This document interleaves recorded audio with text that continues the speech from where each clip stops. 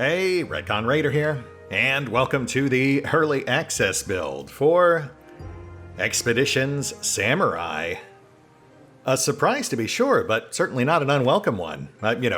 Considering the original developers behind the Expeditions franchise kind of imploded after a full pivot over to making blockchain games in the late 2010s. But it turns out that several of the original devs at that time essentially went over to found their own studio, Campfire Cabal. The rights were purchased by THQ Nordic, and the two have come together to create this. Expeditions Samurai, the fourth entry in the Expeditions franchise.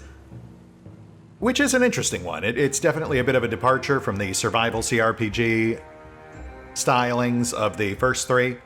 It moves more towards being a narrative-driven CRPG with full voice acting, and some intrinsic gameplay shifts made to accommodate a co-op system, akin to other recent CRPGs like Baldur's Gate 3 and Solasta 2.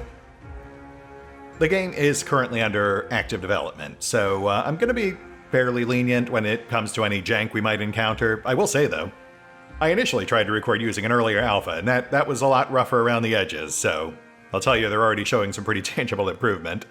I look forward to seeing where they get by the time they hit full launch. That said, as always, easier to show than tell, so let's get in there. Kick the tires, take this thing for a spin. Expeditions Samurai by Campfire Cabal and THQ Nordic. Oh, yes, and obviously I have played this before. I played all the way through an earlier version of the demo. This is my first time with this build, though. I do remember it being pretty easy for someone who's experienced with CRPGs, so we'll go with hard difficulty.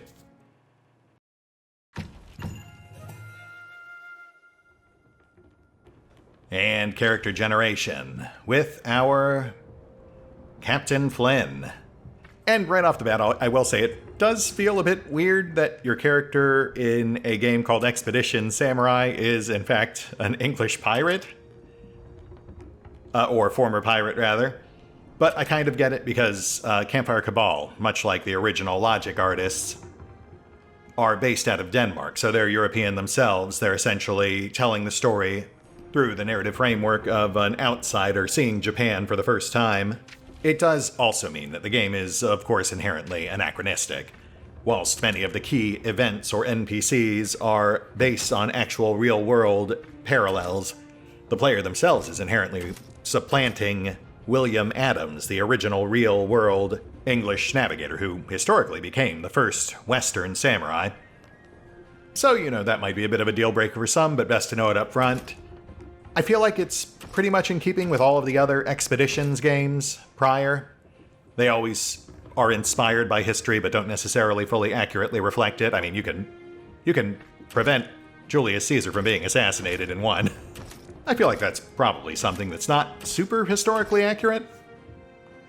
Oh, there we go. I like that one. Obviously, they've added a fairly extensive array of customization options for your main, but you are still ultimately bound, of course, by the pre-existing narrative framework. Your character needs to be European. And class, final step.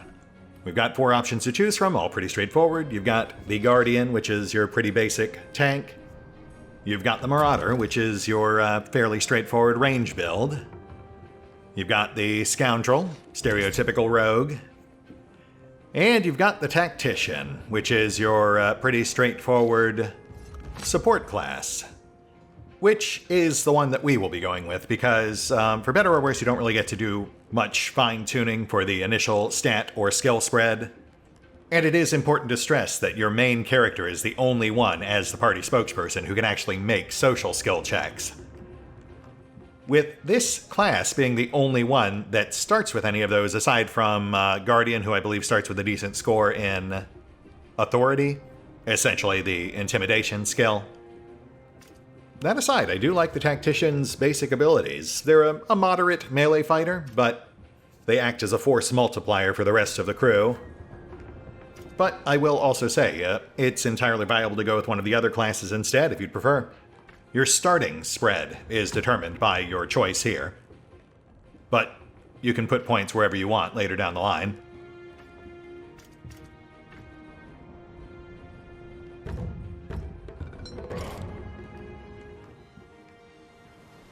1600 AD. The Christian faith is divided by the conflict between the Catholic institutions and the Protestant rebels. Aided by their English allies, the Protestant Netherlands are fighting for independence from the Catholic Empire of the Spanish and Portuguese. The seas are fraught with their holy war. The Pacific Ocean. By order of the English Queen, the Dutch frigate the Albatross has been sailing from the Netherlands to the Japans for the past 2 years. A war-torn Europe makes an already dangerous journey even more perilous. Provisions ran out long ago. Starvation, sickness, and misfortune have reduced the crew from 100 to barely a score. Charles Flynn. Among the survivors on board is Lord Walsingham, ambassador to England, and you, Charles Flynn, a veteran seafarer charged in England for piracy against the Crown. The mission is simple: escort Lord Walsingham to the Japans and return to England with a trade agreement, and your crimes of piracy will be forgotten. So it seems we are on course to locate the Japans any day now. Good. Then we may be in quite the spot of shit, but at least we are not lost. Thank you for going over the rudder with me, Flynn. I'm quite useless when it comes to navigation, and I didn't want to risk insulting the captain by second-guessing his bearing. Well, not that I don't trust him, of course, simply that I cannot always differentiate between his grandstanding and the truth. And we're in. All right, let's see here. Not to worry, Lord Walsingham. Nothing nefarious about it. The navigator's dead. Poor bastard. Captain's carrying on as best he can, but it's still good to have someone double-check his work. Used to do it back in the harbor all the time. We called it a peer review. Since, obviously, usually best to get that stuff squared away before you get lost at sea. Oh, of course, and it doesn't. But Captain Farnonessa has been quick to anger these days. As are we all, I suppose.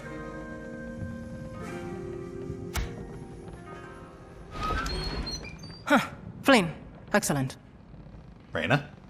And Ambassador Walsingham, hello. Would you mind terribly if I stole away your guard? The captain is otherwise occupied and I require assistance in the sickbay. You and everyone else. Flynn seems less and less my personal guard these days. Though with our dwindling numbers, it's no wonder. Flynn does suffer the curse of competence. I'll meet you in the sickbay. Head there when you can. Go on, off with you. I'll put the rudder back before the captain returns to his cabin.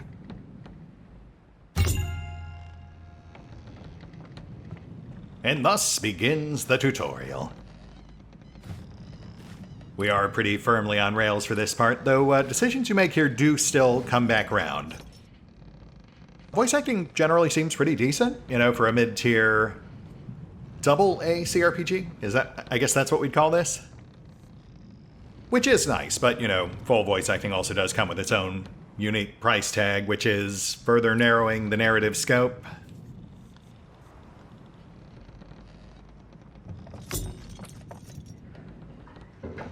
Shouldn't you be in the crow's nest scouting for land? Shouldn't you be minding your own fucking business? You'd better get up there before the captain sees you sitting on your ass. It's pointless. There will be no land today, as there has been no land in sight for the past 4 months. Yeah, banter like that is great for immersion, for world building, but it also does mean that it's much more difficult to go back and add new things or revise things that need to be updated or corrected. There's less room for branching paths. Buster, the ship's cat, the only crewmate who still eats well. Seems the vermin on this ship will never run out. Cat. Cat. Cat. Oh, I will say, a minor pet peeve, there's no text log, so I can't click on Buster again. If we had missed that description the first time around, we'd just be out of luck. Anyway, let's see what Reyna needed us for. Oh, actually, we've got some lore objects. Creeper's Journal. It appears as though the cook is keeping a list of real and imagined infractions perpetrated by the crew. Uh-oh. Trouble's brewing. And another one over here. Can't interact with the rest of this stuff just yet. Zellmaker's first letter. Zellmaker is practicing his letters. He wanted to learn to write his family back home. Oh, that's sweet. Blaine, thanks for coming. Inappropriate. Who starts a conversation like that? So what's going on? How can I help? I can always count on you. Everyone can. We're starting to run out of the more specialized medicines. I've got 2 sick men who both need a very specific salve, and I've only enough for one of them. I want you to help me decide who to save. With a sounding board I can trust. Oh, you want me to help decide who lives and who dies? That feels pretty heavy for 10 minutes into the game, but sure. You've more than earned it. Sometimes I turn to you before I turn to the captain. Do not tell anyone I said that. I've made decisions like this countless times over the past few months, but... well, I have a preference for who to save. I just don't like it. It's between Kuipers and Zellmaker. Sure, and based on what we literally just read, I think we can probably guess. Kuiper, huh? Useful crew member, but, slight issue? Precisely. And Zellmaker, the ship's swabby. Easy to sweep under the rug. Who tries to sweep the deck? Yes.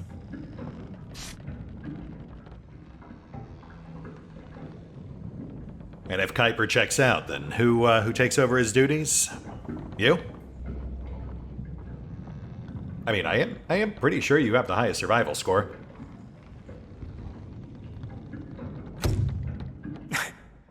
I know we all have to don a few hats these days, but I don't think anyone wants that. Assigning me to be the ship's cook instead of the sawbones was one of the stupidest things the captain has ever done. At least he admits it now. Sure, but despite that, I assume you're having a hard time convincing yourself to pick Kuiper over Zell? I want to save Kuipers, because he's actually useful. He's been underwater for as long as I've been alive.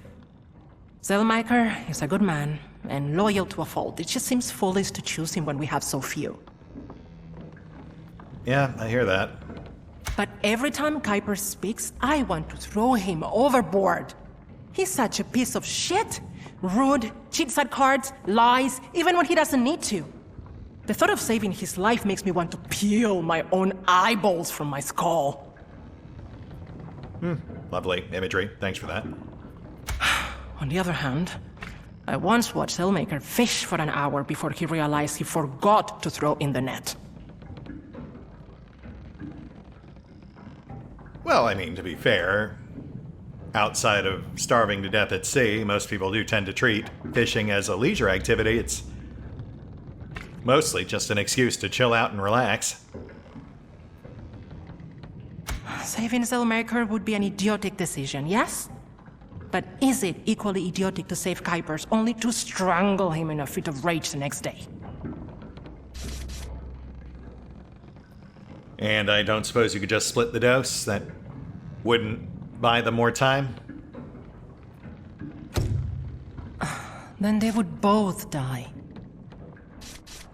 Yeah, I figured. Well, look.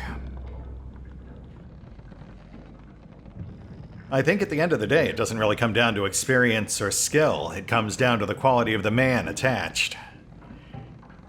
Skill or not, which of the two would you rather trust? If it came down to a life or death situation. Kuipers, who keeps a journal of petty grudges, or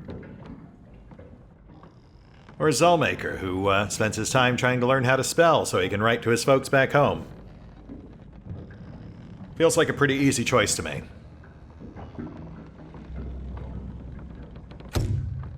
Huh.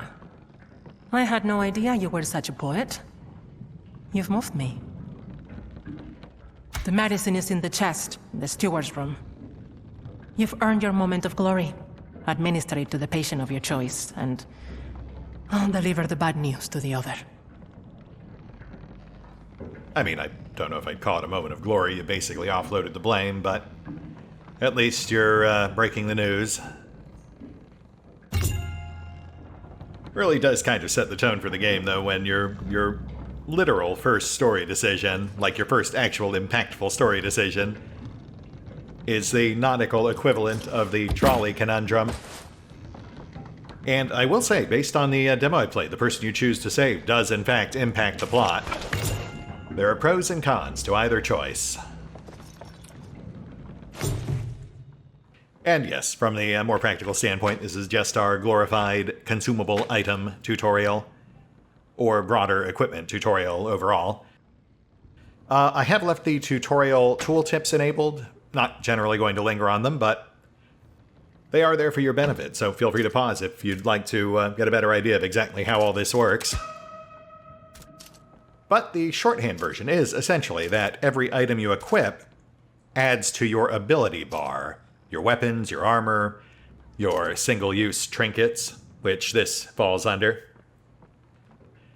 I personally prefer to have the abilities attached to the character as opposed to the varying different types of similar, but slightly different subtypes of gear they happen to be holding at the moment. But, you know, that's just me. It is a personal preference, and it is one that I can work around. Certainly not the first time I've seen a game that handles it like this. Let us restore this man's vigor and zeal.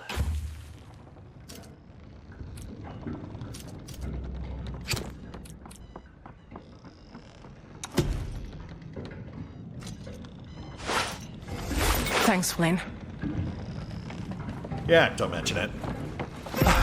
Monsieur Flynn, there you are. Please, we need you urgently. Monsieur Rausch is about to throw Monsieur Klaas-Zoom overboard.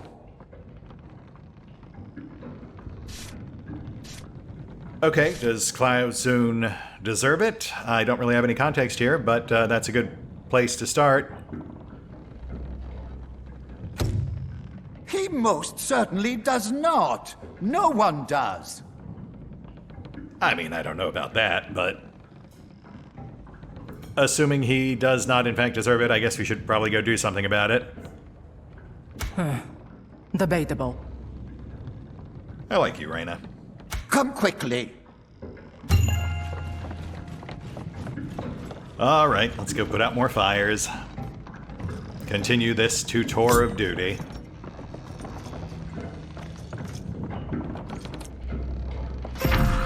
The priest fetch you? Yep. I most certainly did. Flynn is busy enough as it is without you wasting his time. It is no waste of anyone's time to save a life, Monsieur Rausch. Especially when we're already so few. Monsieur Klaas-Zoom has stolen food, and Monsieur Rausch here... It's just Pete. And just Pete here is blindly enforcing the punishment of death.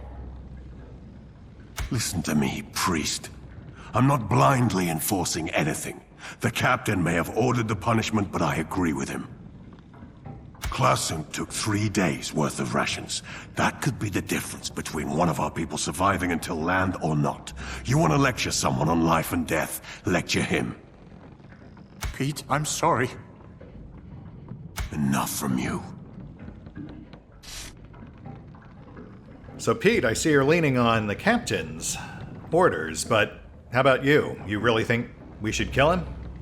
You'd go through with it. You heard as well as everyone else.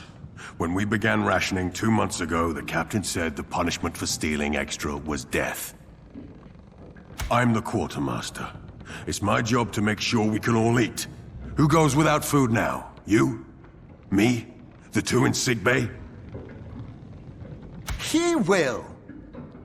Yes, please. I deserve it. I feel terrible. Just glad we found out who was skimming off the water supply the past few weeks. I took the food, but I stole no water. And not for weeks on end. Okay, well that kind of sounds like a separate issue, but one thing at a time.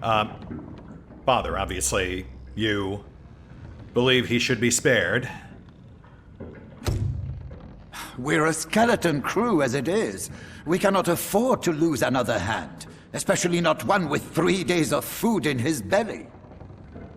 So, I should kill him in 3 days? I mean... The Lord forgives, Flynn. The man had a moment of weakness during a time of crisis. I can forgive a moment of weakness, but I can't forgive him putting his life above his crew. All of us are hungry.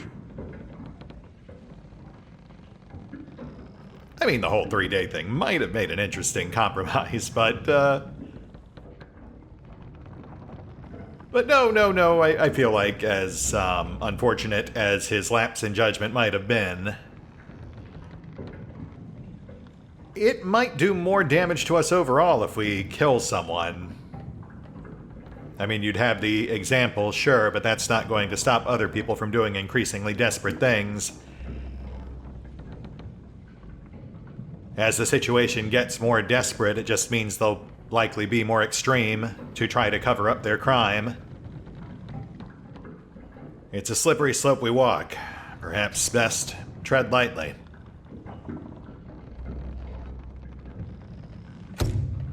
We all know the punishment, Flynn.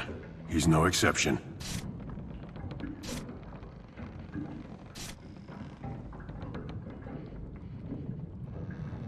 And I'm saying that everything's relative. The food's already gone. Losing the man doesn't do anything to fix that. It isn't rational. He'll skip his next 3 meals, like he said.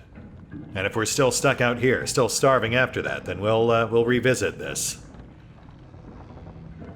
But if we make landfall before then no harm, no foul.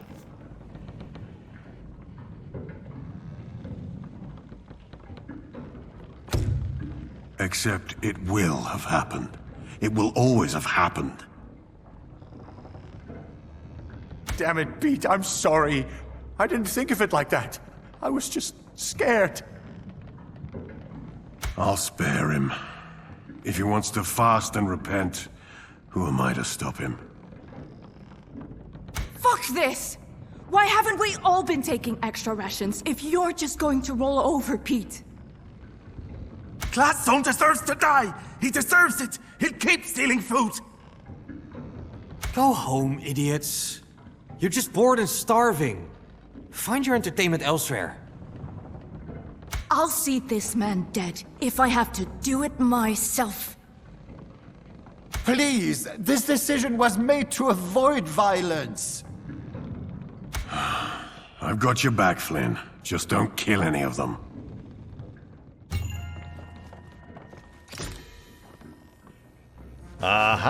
And combat. Pretty straightforward. I'd say slightly chunkier than your standard tactics light sort of CRPG, but not by too much. You know, you've got your basic hex grid, line list, so you've got the dots, not my favorite navigation system, but it's functional. You've got your abilities attached to your equipment, as aforementioned, though in this case it's attached to our fists, so I guess I got my wish. It is, in fact, attached to the character, much in the way his fists are. And then we have our unique class abilities, which we have not yet charged, hence why they're currently grayed out. The blue ones on 7 and 8. In our particular case, we charge those abilities by starting turns near or adjacent to allies, though each class kind of has its own thing. Our buddy Pete there, for example, is a tank, so he instead has guard, which he automatically starts with. That's essentially an extra layer of ablative defense. Beyond that, we've got a pretty straightforward action point system. We've got action points in yellow, and then movement points in green. So yeah, slightly more flexible than your standard 2-action system.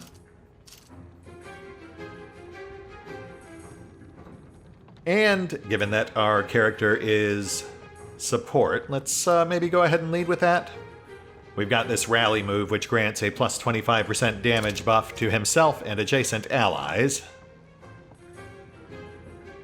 But we are currently pinned, and there are attacks of opportunity. So let's do this. We'll have Pete go ahead and knock this guy out. He should be able to do it relatively easy. He's got higher power.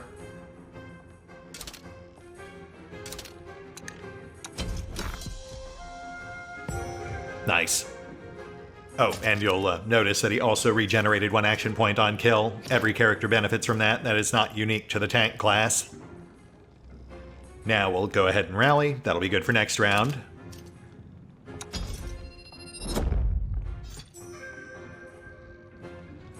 And we don't really have enough AP left to do anything, so I guess... Oh wait, actually, hold on. Yes, Pete can do this, his special unique character ability. Pasata Soto. Grants him extra guard for the next 2 turns.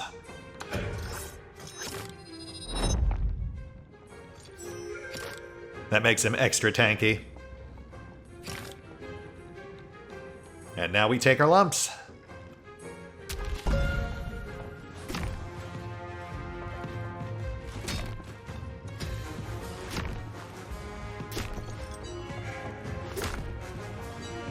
No, that guy.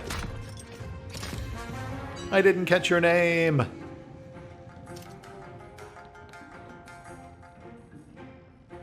Let's take this guy out.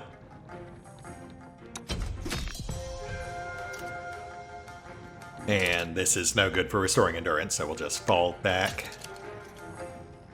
Some characters do have abilities that can heal, but sadly our main is not one of them.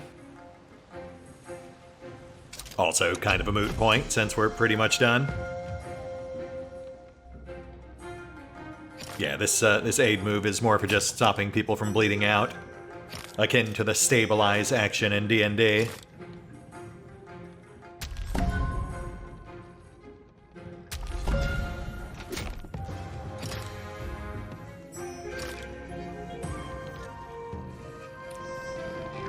Thanks, Pete. Yeah, well, let's just hope it was worth it, because we just took out 3 crewmen to save 1. Feels kind of like a net loss, but you do have 3 days of food in your belly, so... I don't know. Kind of even. And yes, I believe our endurance does now full reset. I don't believe damage carries over from one fight to the next. The game is more about set-piece battles as opposed to any sort of real long-term attrition. Kind of mixed feelings there, because yeah, it does lean pretty hard away from the original survival CRPG aspect of the original trilogy.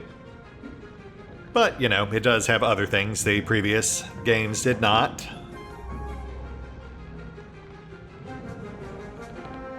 Don't. If I had my way, you'd be dead. It's good you came. Try as I might, I could not have gotten this outcome. You've done the Lord's work today. I mean, I mostly just did what felt like the right thing to do. But sure, sometimes they do overlap. I've always found that the right thing to do tends to coincide with what God would have us do. Oh, buddy, that is a loaded statement given what was going on in the 1600s. Flynn, come quick. It's Antje and Johan. He's accusing her of trying to stir up a mutiny. Oh, for goodness sake. All right. I guess the first thing I should ask is she? Only a bit.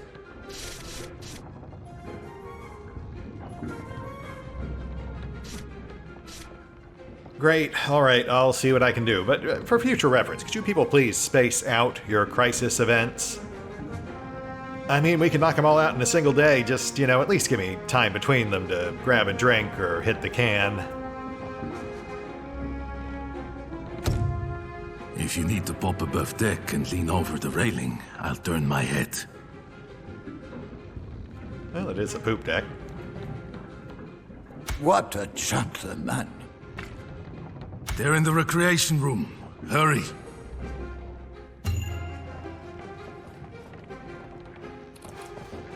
All right, let's go deal with crisis number 3. I am having fun, though. Oh, hi there. What have we here? Bets and debts. Pete is keeping track of everyone's active bets. Sounds like a great way to start unnecessary fights. Let's give this one a closer look. Active bets. How long until land spotted? Next person to piss off the captain. Okay, well, I see Ancha's name right there with everyone next to it, including herself, so I'm going to guess that might have something to do with it. Also, really got to make sure I watch for those scrolls. They are outlined, but they're also very tiny. Thus, easy to overlook. Oh yeah, we've got one right there. We'll grab that once we're done over here. You've no proof! You're just stomping around spreading baseless rumors! I said I have no proof. I have a suspicion, and I want to go get proof. How? By breaking into his cabin? You mutinous ignorant! Oh, I'm not the one throwing the word mutiny around. You are. Okay, so immediate impression is that this is a bet gone awry. Johan, why is it that every time I run into you, you're picking fights with someone beneath your station? I'm not below his station. Stowaway turned rigger is lower than midshipman, yes? Oh, well, of course. If you consider yourself a midshipman, I see you more as the captain's nephew who got pity hired. I mean, good points on both sides. And Anche, why is it that you can't seem to keep your hands off other people's things? Tensions are already high enough without you giving folks more reasons to snap. Because I'm industrious and diligent? Perhaps you intended to say shifty and deceitful? Oh, do you hear the names he calls me? So childish. You're both children. Fighting over a loaded gun.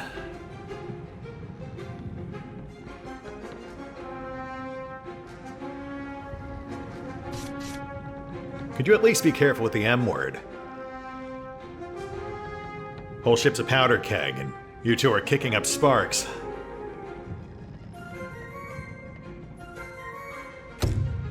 I would never have brought it up if she hadn't so obviously been attempting to start. I mean, you know what? A fire? That's probably not any better to shout on a ship, actually. Yeah, good call. I am ashamed that you had to be summoned to contain our argument, Flynn.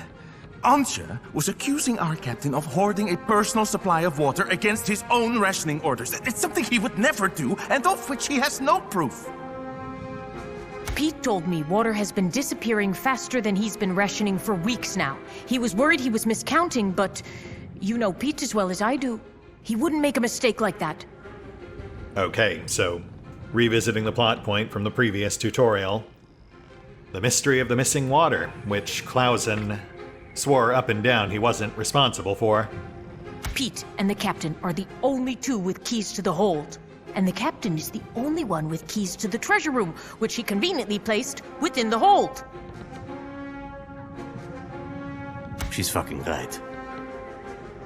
No, she's paranoid. Captain von Honesse is a man of honor. Oh, shut up, Johann. We aren't all the captain's nephew, and not all of us wish to be attached mouth first to his ballsack. All right, easy. We're all a bit testy. The captain has the means and access to steal water, and he knows Pete is too loyal to doubt him. I mean, that does kind of track. I just want to check out the treasure room and see if there's a stockpile of water there. If it's him, that's where he'd keep it. Yep, fair.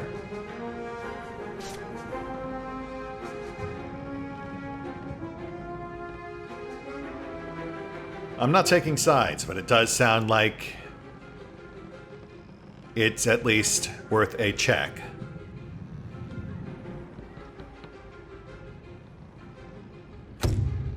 That's all I'm asking.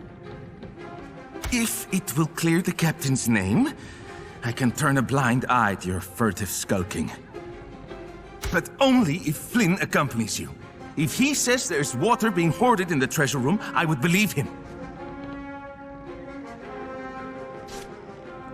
Great. Sure, fine, let's do this. And then, you know, maybe I can get back to my actual job, which is apparently to assist the ambassador, whose name I've already forgotten, which isn't a great sign. Habersham? Haberdashery? Something along those lines. Oh, are you still doing that? Now, let me show you how to break into a treasure room. You two come back here when you found anything out. I'm sure we're all eager to discover the outcome. That's for fucking sure.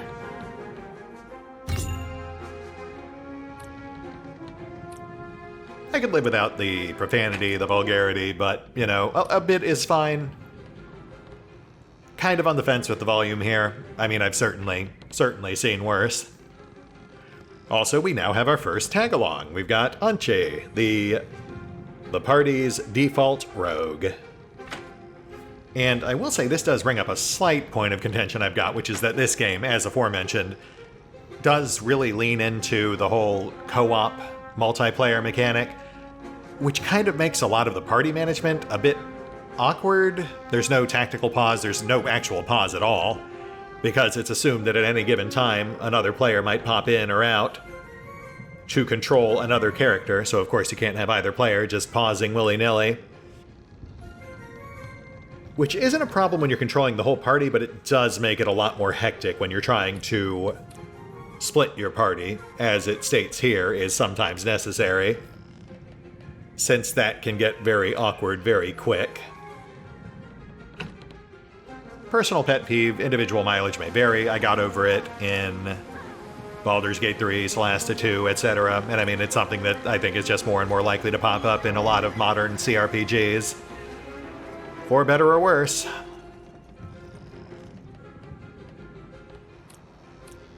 Oh, let's grab that scroll before we head down.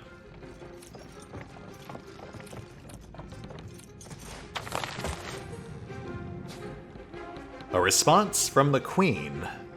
The ambassador has received a few letters from the Queen, though this one has your name on it. Yeah, let's give that a peek. Our very dear Ambassador Walsingham. Wow, I was not even close. We were delighted to receive word of your safe arrival in Argentina. We have the utmost confidence in you and Captain Van Rennes to reach the Japans and broker our trade agreement. Regarding your glowing recommendation of Charles Flynn, we can appreciate the noble work ethic and honorable behaviors you so describe. However, as we discuss, the royal pardon will continue to be dependent on securing a trade deal. No amount of performative manners can excuse the crime of piracy. Only good deeds. Okay, you know what? That actually does add a bit of extra weight as to why we're putting up with all this. Which does make our current situation even more tenuous, considering we're floating toward mutinous waters.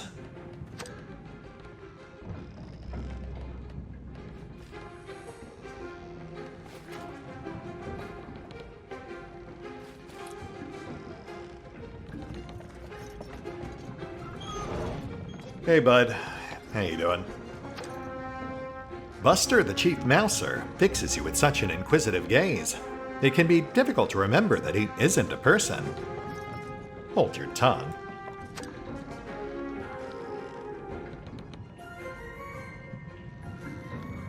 And then here, of course, we have our general stealth and skullduggery tutorial.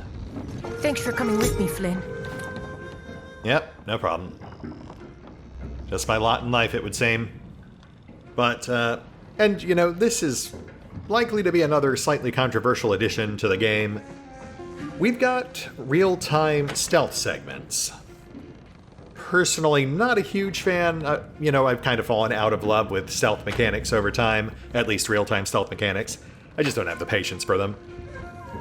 I do, however, feel like the ones in Expedition Samurai, aside from the slight clunkiness of having no tactical pause or pausing at all, I feel like it's actually pretty lenient. Especially once you get a dedicated sneak attacker trained up. Then you can really just kind of kill your way across most maps. Probably should knock these guys out. We have to live with them. Let's just sneak around. Though, in this case, sure, I suppose we probably shouldn't. Thankfully, they do seem to be doing a pretty poor job of actually guarding the hold. Pretty simplistic as far as stealth puzzles go, but it is just a tutorial. Though, slight curveball here because we've encountered our first locked door. Ah, yes, my time to shine. I can pick this. Which we could crack open if we had the appropriate skills, which we do not. Thus, we will defer to our friend Antje here. As the French say. Which can get a bit fiddly because, again, no tactical pause. Voila. You've got to do all that stuff real time. Captain was so high and mighty when he gave that rationing order. Hypocrite. Oh, let's go back and tell the crew. We can decide how we want to handle it then. This barrel is half filled with drinking water, just as Antje suspected. Yeah, that's not great. That's a pretty major breach of trust in an already fraught situation. Really, I can only see things going downhill from here. Well, what did you find?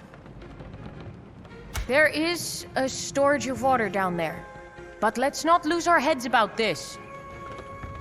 If I'm going to lose my damn head over anything, it'll be the captain hoarding water while the rest of us dry out. Is this true? You can already tell Antje's already regretting bringing this up. There is a barrel with some water in it down there, but we don't know why. I know my uncle. He's a good man. You all know him. He's better than this. If Antje was able to sneak past the guards and get into the treasure room, it could be her water. It could be anyone's. Would my lips be this dry and cracked if I was stealing extra water? Johan, buddy, I know he's your uncle, but like that... You think someone else kept their secret stash of water in his sealed treasure hold? I see the captain pissing more than any of us, I'll tell you that much. Fuck this. Let's ask him. I saw him return to his cabin earlier. Good.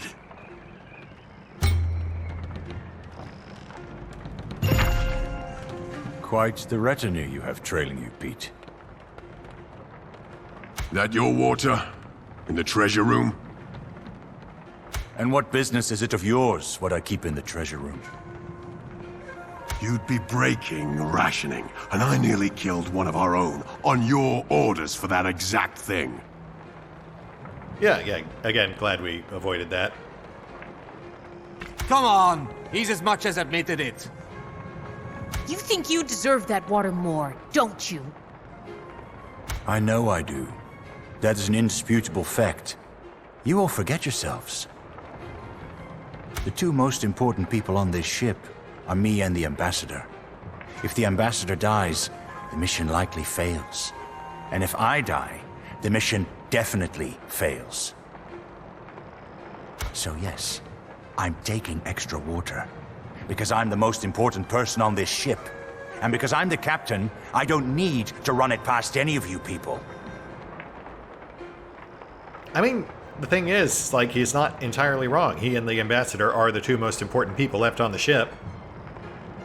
But doing it in secret is the problem, especially understanding orders to kill anyone caught hoarding. Now there is a breach of trust. Now get the fuck back to work. I mean, they're gonna kill you, man.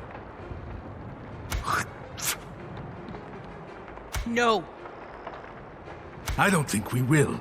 I think it's time we find a new captain. I say we mutiny. I'm right there with you, Reyna. Everyone, please. Let us remain calm. There's no need for this to turn violent.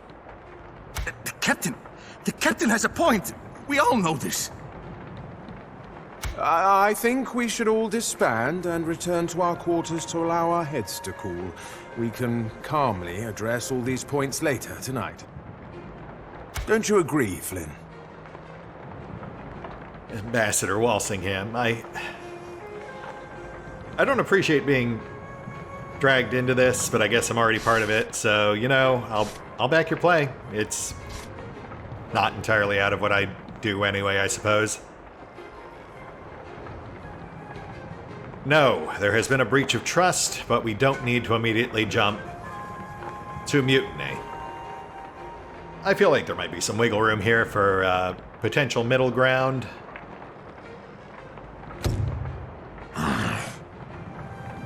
Thank you, Flynn. Good. Hear that, everyone? My mind's made up anyway, milord. Mutiny! Well, Ship spotted! Off the starboard bow! You couldn't say something sooner? I was distracted by two idiots trying to mutiny! that is entirely fair.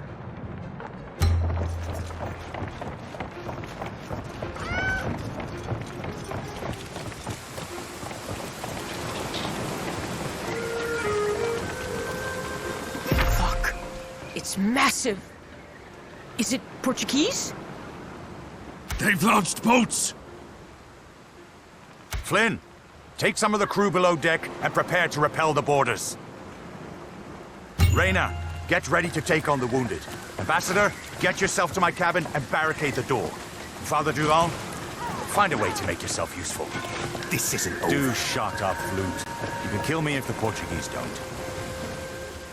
I mean, it's gonna happen, man. Even if we live through this, someone's going to end up slitting your throat. That's just kind of the bed you've made for yourself. There's too much to do. We don't have enough time. It's fine, Johan. We have all the time we need. Look, just get these cannons loaded. I'll take care of the rest.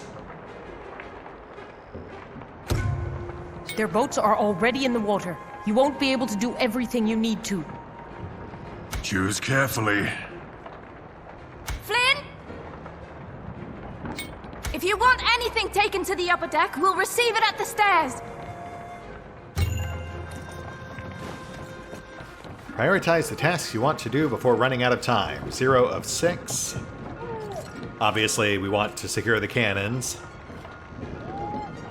Taking out boarders before they can reach us will thin out the numbers we face in the subsequent fight. We can also retrieve pistols and or first aid supplies, and we've got an assortment of different barricades and whatnot that we could put up deck to give us more cover, but I'm not too worried about that. Generally speaking, enemies are dead fast enough. I don't really fuss with cover too much. We'll go ahead and grab these. Excellent. Those will give us quite the upper hand. But I think we'll skip the pistols since we are not a range build. We're at best a mediocre halberd build with focus on support. These, though. These will definitely come in handy. We'll also go ahead and get the cannon secured.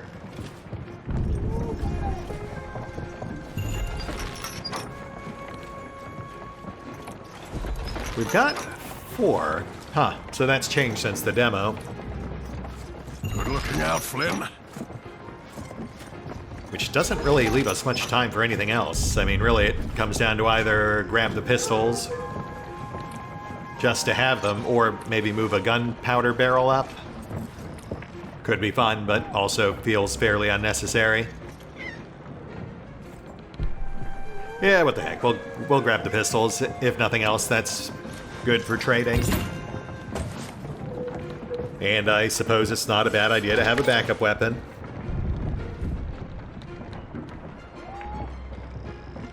Ready to fire!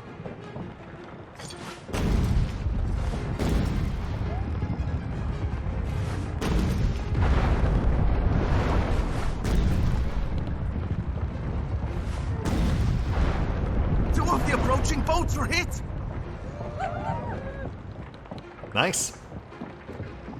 The Portuguese have boarded. We have precious little time now. There are things that must not fall into their hands. The Queen's letter and the sword she would have us present to the King of the Japans, as well as our rudder, if we wish to be able to return home. And of course our letters of marque. It would not do to land in the Japans only to be immediately hung for piracy. Go, quickly, fetch them and hide them well. I will parley with the boarders and stall them. Ambassador, all due respect, I'm your bodyguard. You're just as mission critical as those papers, so perhaps you should get both them and yourself secured whilst I do my actual job? Unfortunately, the reason I'm so important to this mission is also what makes me the best suited for negotiation. You've done your job well, Flynn. Whether I survive this or not, know that, and be comforted. Be that as it may, maybe do actually try to survive. I'll do my best. I can get into the treasure room and grab the sword and the Queen's letter. You go to the captain's cabin and get the rudder and letters of marque. There's a hatch connecting my cabin to the captain's. Use that. I know a few places the Portuguese won't think to look. We'll meet you in the captain's cabin. All right, let's take care of this rudder disaster. But first, we'll pocket a pistol. And this actually brings me to another one of my slight points of contention. They have tiered gear. You can see right there, it says these are regular quality. There's also worn, there's good, there's superior, etc. But even amidst those specific tiers, they still have randomized variances, which I'm not a huge fan of, because it does lead to a lot of unnecessary time rummaging through your inventory, trying to compare items side by side, to make sure that the good item you just picked up isn't actually somehow worse than the regular or worn version you've already got equipped. At the very least, they need to narrow the spread, because that was an issue I ran into back during an earlier build. There's just too wide a swing on the RNG. It just feels unnecessary. This is a story-driven CRPG, not Diablo 17.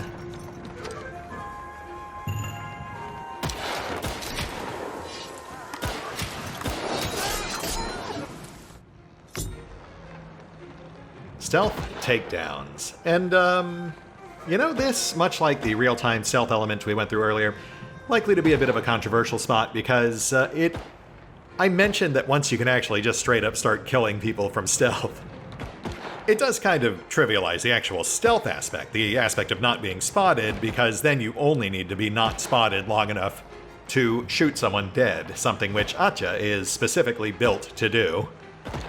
There are entire encounters where you could theoretically, if you're patient enough, clear the entire thing without ever actually entering turn-based mode.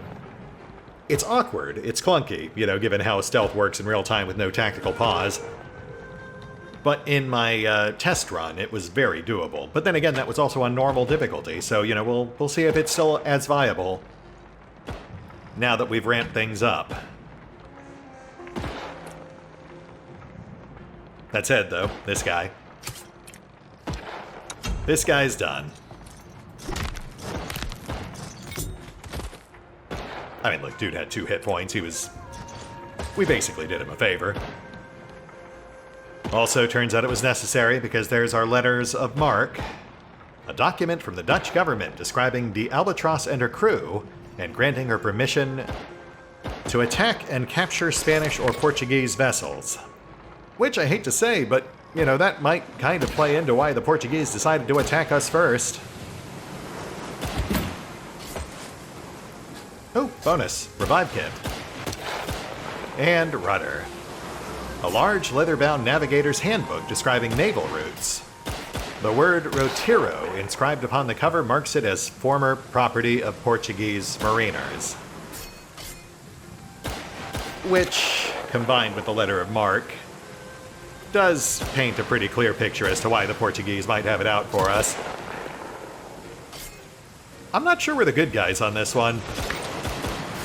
Which, isn't really to say that they're the good guys either. History's pretty replete with terrible people. Oh, good. Whilst I was introspecting, everyone died. That's everything. I'll hide these. They won't spot me. If you're in there getting your beauty sleep, Lopez, I expect you to come out much prettier. Lopez? That must be the man you just killed, Flynn. I mean, guy's still wiggling around. I don't think he's entirely dead. Fuck. Get your lazy ass out here, Lopez. I'm waiting. Yeah, I think he's dead. But, in my defense, he only had 2 HP. I was going for a non-lethal. Anyway, yeah, sorry. Lopez? Not sure. Didn't get his name before I killed him.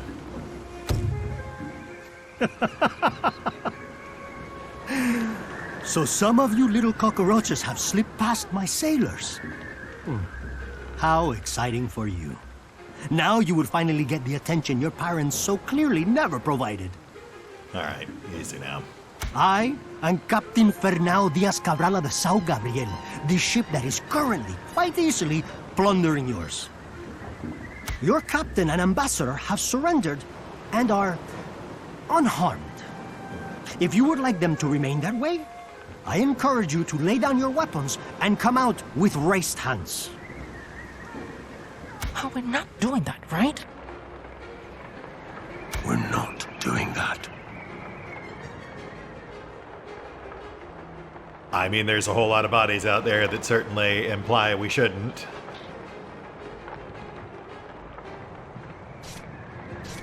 And despite being the ambassador's bodyguard, I don't think that we should really give him more leverage to use against us. Well, Captain Cabral, I'm gonna have to say, as generous as your offer might be, we will perhaps decline. Aye, what a shame. You seem like such delightful company. I mean, yeah, I'm great. It's really more of a you thing. For an Englishman. Fine, fine. Remain in your strategically advantageous position. In the meantime, I will shoot your captain. Okay, pretty sure you were gonna do that anyway, but, Uncle Jacob. Oh, yeah, sorry, bud. I surrendered peacefully, Cabral. You promised my people no harm. We did.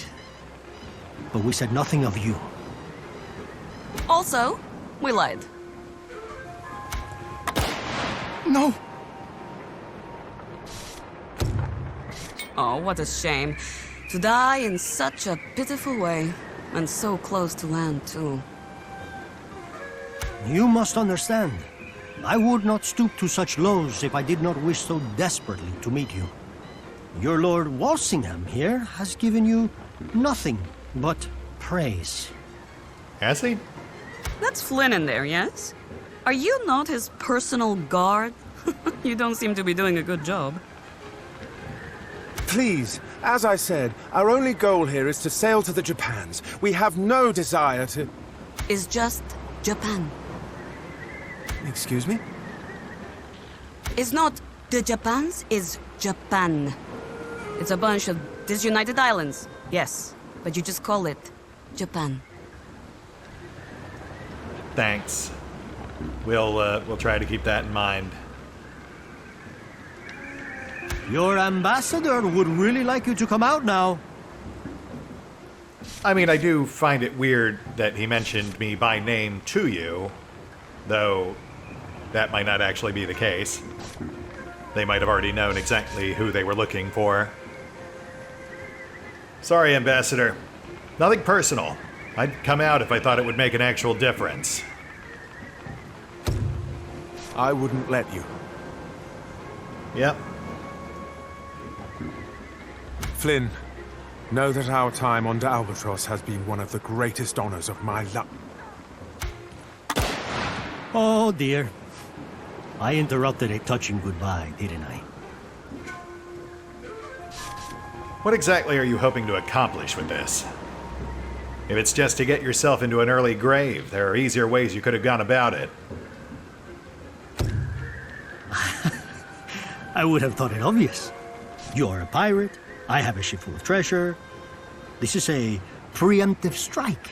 If I do not attack you, you will attack me. I mean, not entirely inaccurate, but we're certainly not going to agree.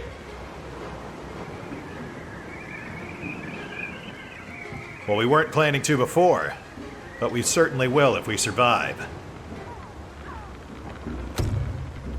Be a dear and don't survive it. Oh, you're really going to be kicking yourself in the seconds before you die.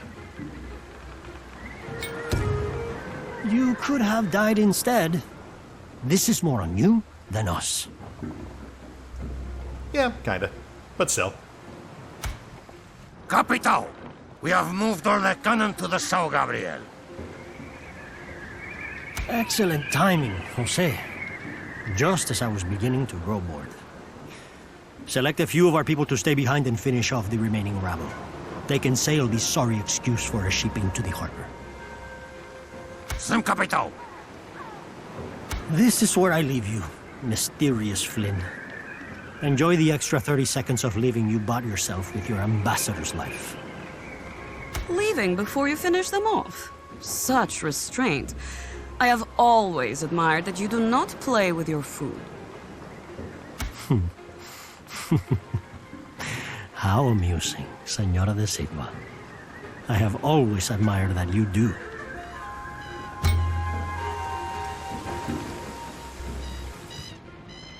The Albatross is ours!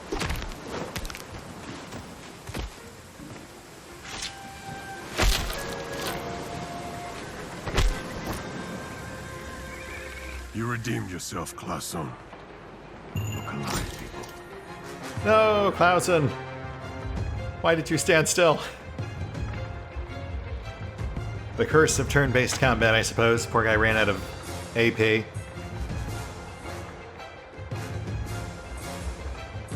All right. Once more unto the tactical breach. This time with real weapons and with various other new combat mechanics that weren't featured during our earlier fisticuffs.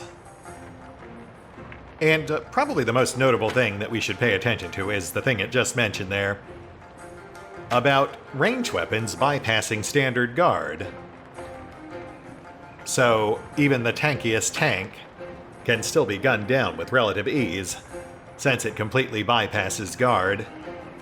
Though, I mean, honestly, even with just straight-up melee, enemies go down fast enough. At least that was my experience back with the previous build. Again, we'll see if that persists. I will say, this fight already feels kind of lighter than the one I remember.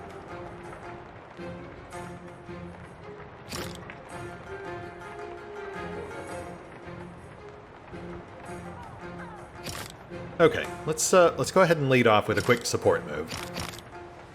Our strategist is the slowest member of the party, so we're going to have everyone gather around him, and then we'll fire off a damage boost, which we do not have with our currently equipped weapons, but we can just switch back off to our fists. Though we do also have other fun support moves, which we do not have the coordination to cast right now, but that would grant bonus movement or an extra attack, both of which are very useful. Just not what we need at this particular moment.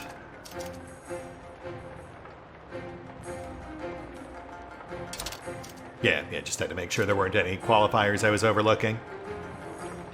Like melee only or some such. But there is not, so now Acha should be able to one-shot the first person who walks into her Overwatch, which we are going to set now. Overwatch is not universally available on every weapon. It is specific to certain weapon subtypes. She just happens to start with a bow that has it, but not all do. Also, if you were curious, the yellow diamonds, those are superior positions. She gains +2 superiority for each of those she passes through, which are used to fuel her special rogue powers. That's kind of the unique gimmick mechanic for this game's rogues, as opposed to guard for tanks or focus for DPS, which we don't have in our current party because Reyna is also a coordinator. Similar to our main, but with a slightly different skill set. Yeah, let's just go ahead and kill this guy. He's the only guaranteed kill.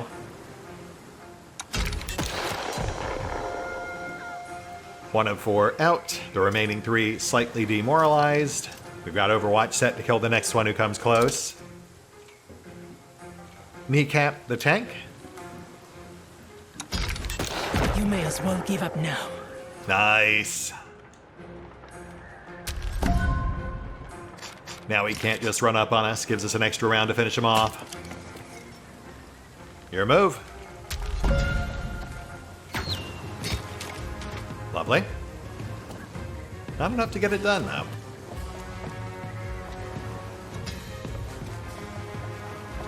Oh, Johan. I didn't realize you were joining us. Yeah, he is actually our starting DPS, a dual-wielding duelist, which they're kind of giving us an overview of here. They're the ones who use focus to fuel their own special powers, thus encouraging them to be very aggressive, as opposed to the other 3 classes, which each have their own unique gimmicks. And while I do think it's maybe a little needlessly complicated, they're also all pretty intuitive. The only one I'd maybe have some doubts on is superior positioning, which, I've got to say, the positions at marques feel pretty random.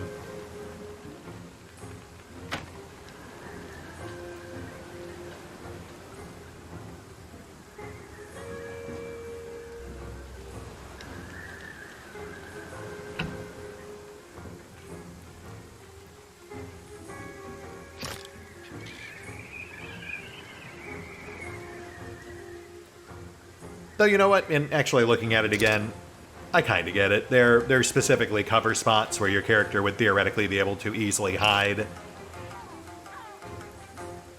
So, yeah, I do kind of get it. I also feel like there's maybe better ways they could have handled that. Moot point, though. We're about to win. Go for bleed, just in case. Shoot, no, none of it got through his guard. I don't think it sticks if you don't do endurance damage.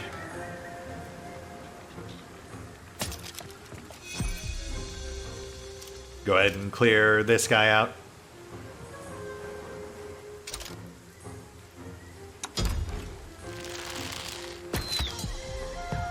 There we go.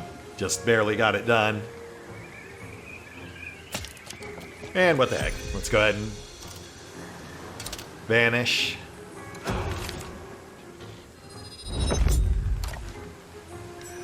I mean, I don't think we'll need it, but there is a very slim chance this guy might actually survive. Since when we mouse over him, you'll see there is a chance that you might do reduced damage. The glance chance. 20%. Solid hit. Not quite there, but we are close.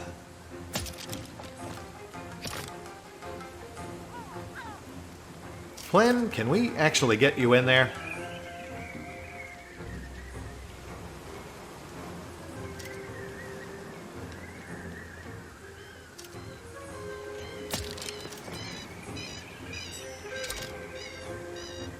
Oh, okay, so that requires movement points. It doesn't just count as extra move. All right, well that's unfortunate, but fine. Well, in that case, I suppose you get to enjoy one more round. Have fun. Go nuts.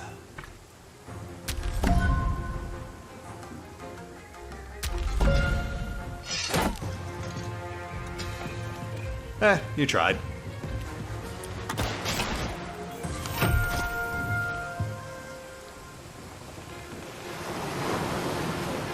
That's the last of them. Is that land? Bastards weren't lying. The Japans. Japan, apparently. Thanks, Reyna.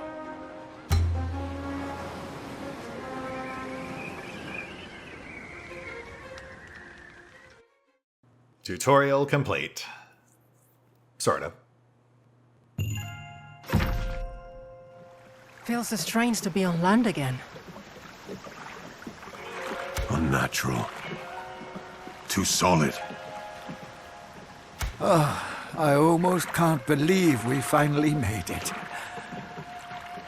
What do we do now? We continue the mission. It's what the captain would have wanted. Fuck the mission. I say we get some supplies and head back on the water. I mean, Anja, that sounds like a pretty terrible idea. It took us 2 years to get here, and most of us didn't make it. How far exactly do you think we'd get?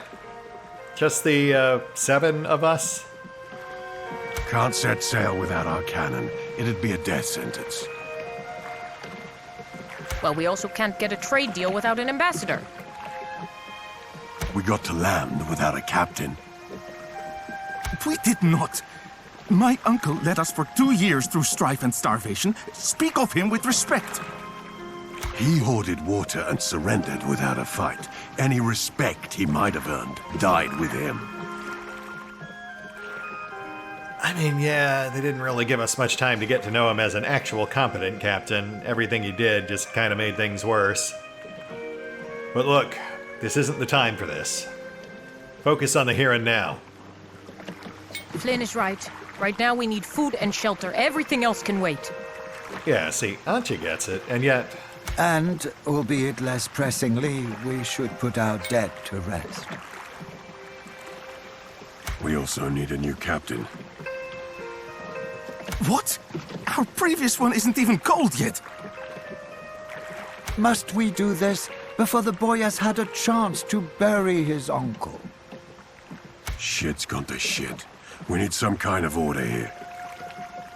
He's right, Johan. It's nothing against your uncle, but we have to keep moving forward. Luckily, it's an easy problem to solve. Yeah, it's Flynn. Pardon? Pretty sure you've disapproved of just about everything I've said and or done. Don't be so surprised. We've all been leaning heavily on you since Punta Lavapié. Yeah, I guess. I've mostly just been trying to keep you idiots from killing each other. All Flynn's qualities would make him a fine first mate. But we cannot have some no-name Gartok be captain. All right, Johan, buddy, you're really not doing yourself any favors here. I don't think there's anyone here that would actually support you for captain. I simply must throw my own name in the mix.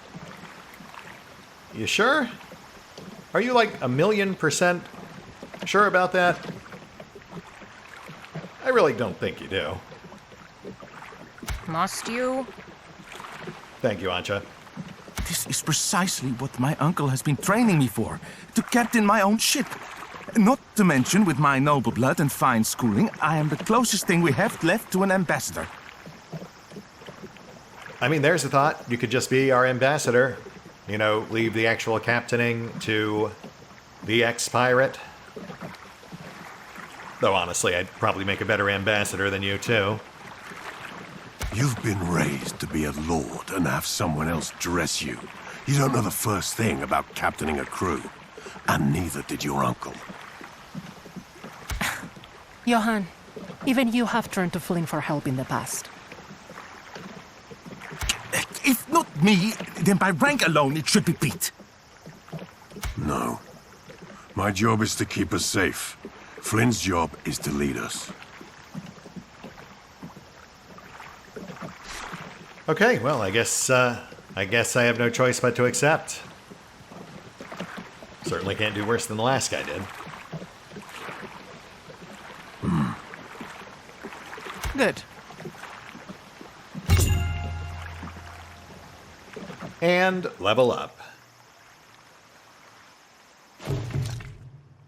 Pretty straightforward. You get 4 skill points each level, plus 2 perk points every other level, starting this level. Skills seem to run on a scale of 1 to 18, with skills doubling in cost once you get above 10. Breakpoints for perk unlocks tend to be every 6 points, so that's usually what I plan my advances around. Pushing the basic skills for each character up to 6, and then from there slowly working towards 10 and then 12. Given the slow rate of gain, obviously generally a pretty good idea to focus on just 2 or 3 specific skills per character. Pretty well laid out for us ahead of time here. Ancha is obviously our scurrilous knave. Thus, her points are obviously going to go into surprise attack, skullduggery, manipulation. Oh, right, manipulation's the other social skill. The one of the 4 that our main will neglect. Oh, and I should also clarify, even though it is just your main who can actually use them in dialogue, social skills do serve a very minor purpose outside of dialogue, which is specifically unlocking associated perks, which are mostly combat-oriented, but, you know, we'll get to that in a moment. Skills are simpler, so we'll go ahead and knock that out first, starting with Flynn, who, of course, as our social main, will round out Insight, Persuasion, that's 2 points there. And given that we started with 0 manipulation, there's no real point in investing points there now. So we'll just go ahead and shore up Authority instead. Get those all up to a nice even 6.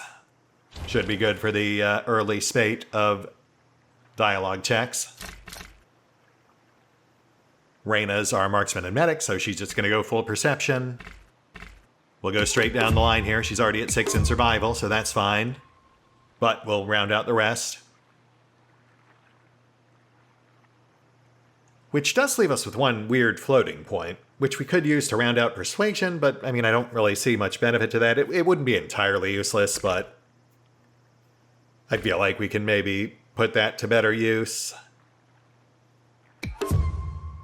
We'll bump up Awareness instead. A very slight increase to our passive perception. Don't know if it'll actually make a difference, but it certainly can't hurt.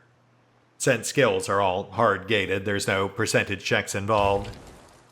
So that is, of course, counting on there being specific checks with a target number of 7 or higher. After that, we've got Pete. We'll keep him pretty straightforward. We'll just go athleticism and breaking things. Though we do have to keep in mind that it's double cost once you get above 10. I will also note it's interesting that Pete here doubles as a secondary skullduggery character So in theory, he could also swap in if you, for whatever reason, didn't want to use Antje as your primary lockpicker. I could certainly see some viability there, the main downside being that he wouldn't get the same synergistic rogue-type perks that she has in her unique tree.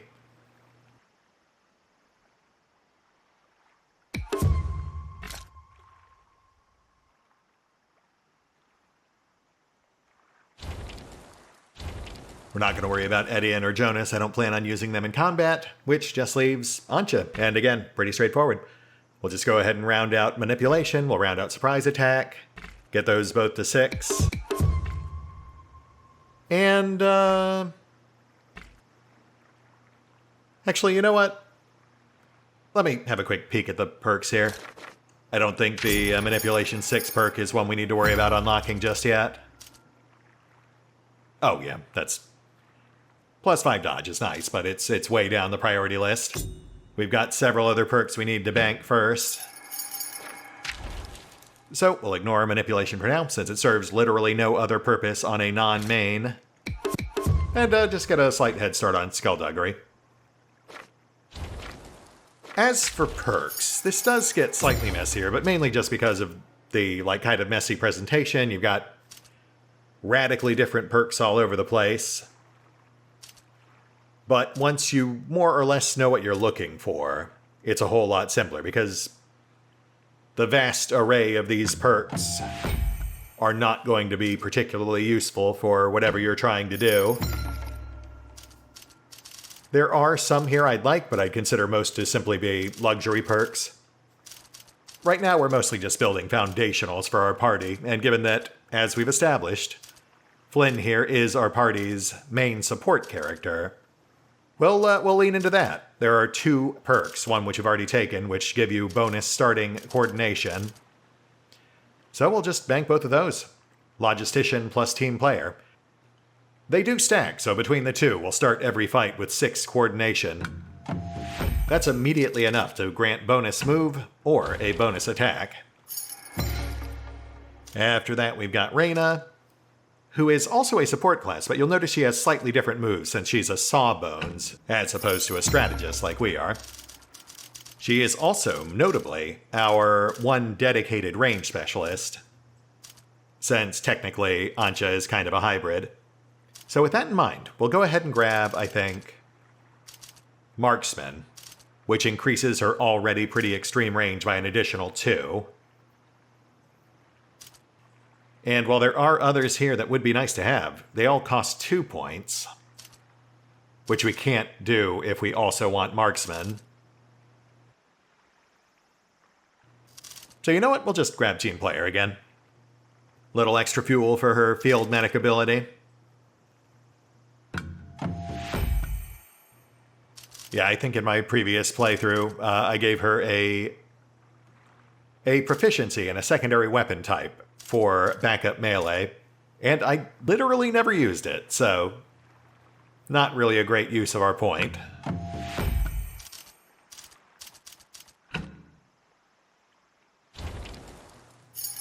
After which we've got Pete, and, doesn't get much more straightforward than this.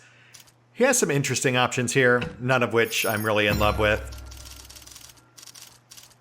So honestly, we'll just make our tank even tankier by immediately taking the 2 universal perks, which simply increase guard. Between the 2, he'll gain net 25 points, plus 10 endurance, plus 15 guard. There are also a very small number of other perks which will grant additional endurance on top of that, but they're generally buried a bit out of the way, so they're not as worth going for. Which brings us to Antje, who has a lot of perks and very few points to go around. Personally, my plan is to immediately prioritize turning her into a sneak attack machine. Featherfeet's a good one, but maybe second or third on our list, because it does make sneaking a whole lot easier. But I think the one that needs to be at the top of our list is definitely this. hidden blade, because otherwise tanks tend to be where your sneak attack spree ends.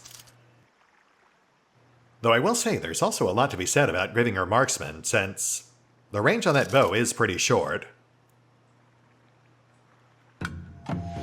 You know what? Yeah, let's shake things up a bit. We'll take marksman and we'll take the extra starting superiority. I suppose you can all consider your mutiny successful. Enough, Johan. None of us wanted it to go down like this. You didn't?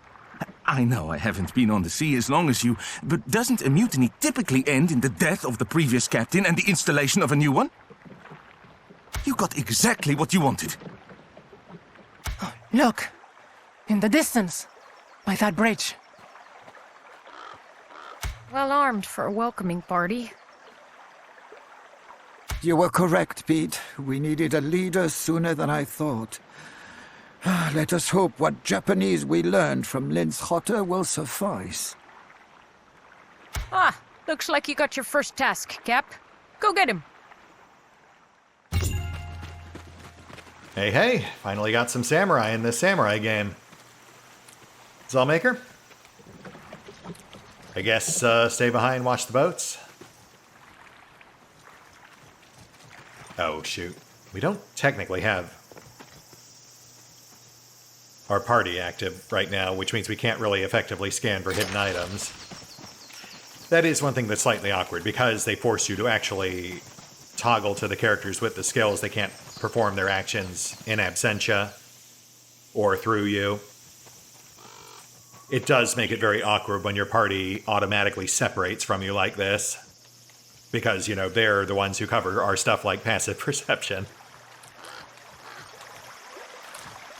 I am Tanaka Takayuki, Lord of Kurokawa, the village upon which you have landed. Do you understand my words?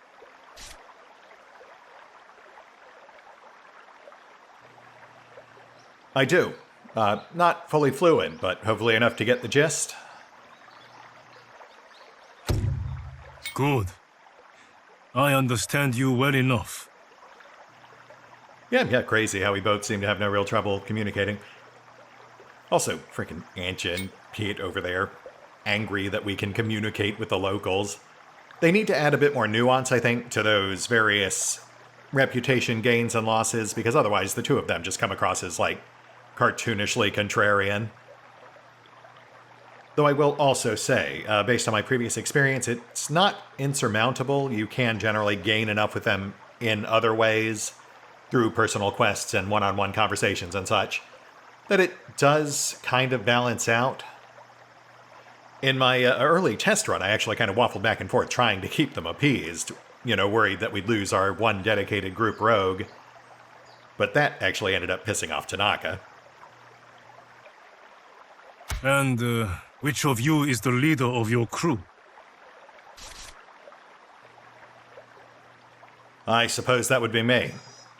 Captain Charles Flynn of de Albatross. Flynn. I can tell by your ship and your dress that you are not like other foreigners I have seen. Beyond that, I am unable to ascertain from whence you hail.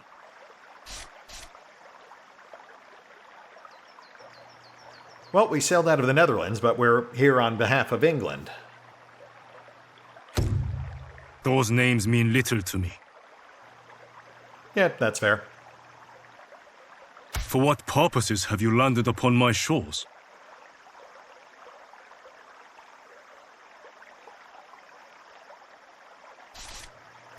We were sent here by our queen to establish a trade deal with your people. Though obviously we encountered some difficulties along the way. We're lucky we made it at all. A lot of us didn't. I see. I will relay this information to my lord in Nagasaki and await his instructions on how best to handle your presence. Omatsu, please have your guards confiscate their weapons immediately. Okay, well, hold on. Like I said, we just barely survived getting to shore. We were attacked. We need these to defend ourselves. We won't use them to cause trouble. My guards will protect you if necessary. As a gesture of goodwill, I allow you to camp in my forest. But my guards will restrict your movement to the forest and Kurokawa only. Flynn, he's gonna cut off access to our ship. He can't do that. I mean, he absolutely can, but I'm not sure what our other options here are. The alternative is imprisonment. What I offer you instead is a diplomatic courtesy. I expect my lord will reply in a few days at most. Until then, you will behave peacefully. I will not hesitate to cut you down if you prove to deserve it.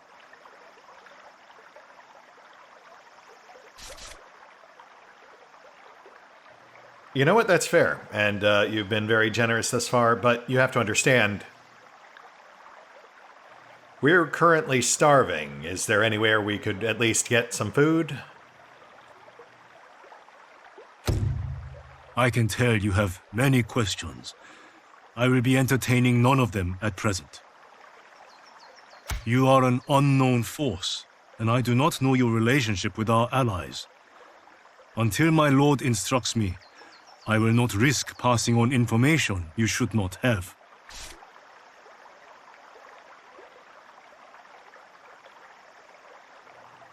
All right, fair enough. I appreciate your restraint, Lord Tanaka. We'll try to return the favor. I hope for that to be the case. Your timing could not be worse, but that is no fault of yours. You are welcome to trade for food in the village. The peasants there have a need for mon and an excess of fish. Yeah, sure. We'll use our non-existent supply of mon to do that. One more point on our list of tasks. Reacquire weapons, perhaps? We should begin making camp. At least Buster survived. I was worried he'd starve to death. Now that would have caused a mutiny. Damn straight. Buster! Oh, what a cutie. All right, so we are now in camp. We've got a few of our party members around us. Really just seems to be these two. Captain! Zolmaker, how you holding up? It feels like you were on your deathbed just yesterday. No, Reyna healed me up good, like she always does. My thanks to the both of you. It's just, every time I think of Kuipers dying in my stead, I feel just awful. I know he was a better sailor than me. Definitely a better cook. I know you could have saved him and been better off. I'll do my utmost to be worth saving. I'll give everything I can for you and Reyna, Captain. I will. You'll see. Well, I appreciate that, Zell. You're really just reinforcing the idea that I made the right call. Reyna? Flynn, good to see you. You know, we've been through a lot over the past 24 hours. You doing okay? Fine, I suppose. I felt distant from the whole thing. I know the crew's well-being should be my main concern, but I understood where the captain was coming from. He didn't always make the right decisions, but he always tried to. I think he just wanted the mission to succeed without the crew feeling like he was betraying them. I suppose you understood him as well, since you sided against the mutiny. I get it. I just didn't want to turn my back on the crew, so I stayed out of the whole thing. I mean, I didn't necessarily agree with his decisions. I just didn't see how a mutiny would make things better. So, now that we're here on solid land, anything else to add? Not sure why I'm basically asking you the same thing twice. You're referring to the blood curse that was placed on me as a child. I'm sorry, the what now? I wasn't, but now I definitely am. I appreciate you being subtle. Only you, Anja, and the old captain knew about it. But I trust those of us left to tell them now. It's true. The curse only strikes when I've been in one place over long. I usually have some time before it finds me. At present, I'm not worried. Thanks for asking, though. Yeah, no problem. I don't remember you ever telling me about that before, but okay, interesting. I guess that's her personal quest. You're our, survivalist. I don't suppose you and Anja could team up, perhaps snag us some wild game? Of course. You don't think it would anger that Lord Tanaka to hunt on his land without permission? Oh yeah, it will absolutely piss him off. In fact, that and sporadically insulting him completely turned him against us in another world. I'm just not sure I really see many alternatives on how we can get ourselves fed, but I'll explore some other options before we commit. I am genuinely curious to see if I can get some different results here than I did in my test run. Because my test run was definitely an older build. Certain things, minor things thus far, have happened slightly differently. Which I do actually like, because it is starting to kind of hit me with some curveballs. Small ones, but it's a nice element of surprise.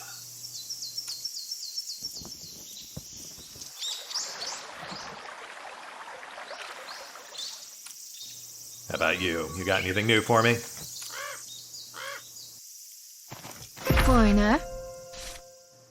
Yeah, you got me there. I am indeed a stranger in a strange land. Don't suppose you could help me remedy that? Tell me a bit about Kurakawa and your local lord? Yes. Okay, would you care to elaborate? No. Okay, you know what? Fair enough.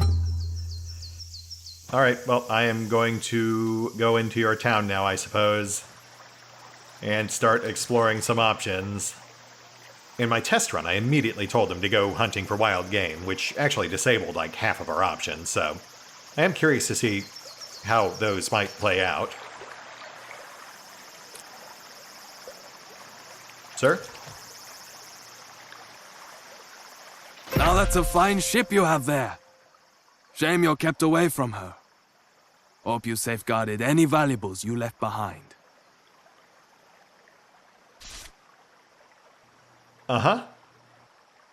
That is certainly an interesting thing to say to someone you're meeting for the first time. Hardly. I'm advising you not to get complacent. Keep your guard up around here. Sure. Anja like that. I don't know if I remember talking to this guy before. I don't know if they added him or maybe I just blew past him last time. What exactly is your deal? My name is Jiro. I could not help but notice you were stripped of your equipment. Lord Tanaka's guards are not so well tested. I'm sure you could easily take the manor and reclaim it if you so chose. Oh, okay, I see. So you're the guy who tries to push me towards doing all the wrong things. Gotcha. You're just stirring the pot. The question being, to what end? If you aren't rabble, you have no reason to fear being roused. Inappropriate? Lord Tanaka does not do right by all his people. Things could do with a little shaking up from a new element. Yeah, maybe not the best move by a half dozen people fresh off the boat. It's worth considering. There's more in the manor than just your equipment. I can tell you that much. Uh-huh. But enough business. Welcome to Kurokawa. So I don't suppose you could maybe tell me something useful, or... Not much to tell. It's a poor fishing village, and the Lord does what he can to squeeze as much value from his peasants as possible. You'd think that would be motivation to protect them, but no. There's a nest of bandits nearby, and he's done nothing. But lords are the same everywhere, no? Bandits, you say? Of the armed variety, perhaps with food? Sounds like someone should really take care of them. No, they're not doing much harm. But they could. And the Lord has done nothing. To me, that's far worse. A bandit will steal, but when a Lord won't protect, something must be done about him. You know, Bud, I'm not sure I entirely follow that logic, but I feel like you're not exactly a bastion of good ideas. I don't suppose you could tell me where to get my hands on some food? You gonna tell me to go hunt in the forest? You seem to be warriors of some skill. Why not hunt? Right. Well, you know, you've certainly given me some decent food for thought on things to not do.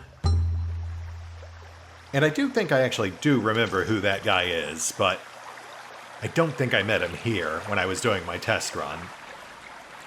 I think he came up later, and I was like, I don't know who that is, because I had somehow missed him here, probably because I'd already hunted, which disabled the other food-related NPCs. Like this guy. Oh, new faces in our little village. Welcome to Kurokawa. Greetings, fishmonger. Might you mong me some fish? Of course, buy fish, feed your whole crew. If you have enough bone, I have enough fish. Oh, well, now I feel silly for capping at 6. I guess I should have specialized ever so slightly more, which, you know, should be evidence in and of itself that I never got to talk to this guy during my test run. Boy, is my face red. Well, shit. How do you know how much fish we need? Perhaps we have an entire ship of people waiting for food.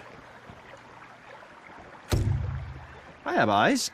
I've seen your crew, and I have many, many fish. Yes, at least 12. You make a good point, fishmonger. Which actually brings me to my second question, which is that I don't have any money and Lord Tanaka took all our stuff, so... I'm sorry. I cannot keep the fish away for free. I need more as well. Come back when you can pay. Alright, fair enough. I guess I'll go starve. Thanks. Really does kind of reinforce the idea I should have just sat on those points instead of spending them immediately. It's just such a cheeseball tactic. I mean, it's standard for a lot of CRPGs, but yeah, it does feel like that's the way to go in a game with hard-gated skill checks. Pete? Captain? Hey, we've been through a lot. How you holding up? Fine. Alive? So, you were against the mutiny. Not one for taking a stand, are you? I mean, I'm all for taking a stand. I just didn't feel like that was the right one to take. You think the ship would have fared better if half of us were dead from infighting before we got attacked? Hard to know since we can't get to her. She's still afloat. Guess that pissant Cabral didn't want to sink her. Not that it matters much. We can't sail her far without her cannon. Yeah, on that On that subject, I don't suppose you could cobble together some sort of makeshift gear for us? We don't need anything fancy, just something to maybe take down a few bandits. No. I can maintain our tactical items, but I'm not much of a tinkerer. For weapons and armor, we'll need a smith. Yeah, fair. Also, I'm pretty sure crafting's not in yet. Can't do much out here.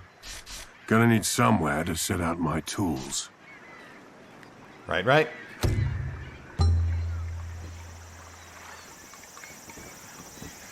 Jonas? Yes, Flynn?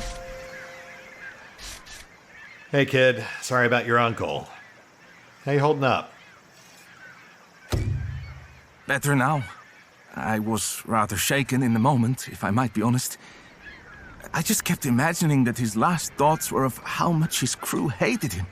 After all he did right, to throw it all away with one slip-up. I appreciate you trying to keep things calm back there, and being open to his perspective. I hope it gave him some peace in his final moments. Yeah. Still kind of a bonehead move, surrendering to Captain Cabral, though.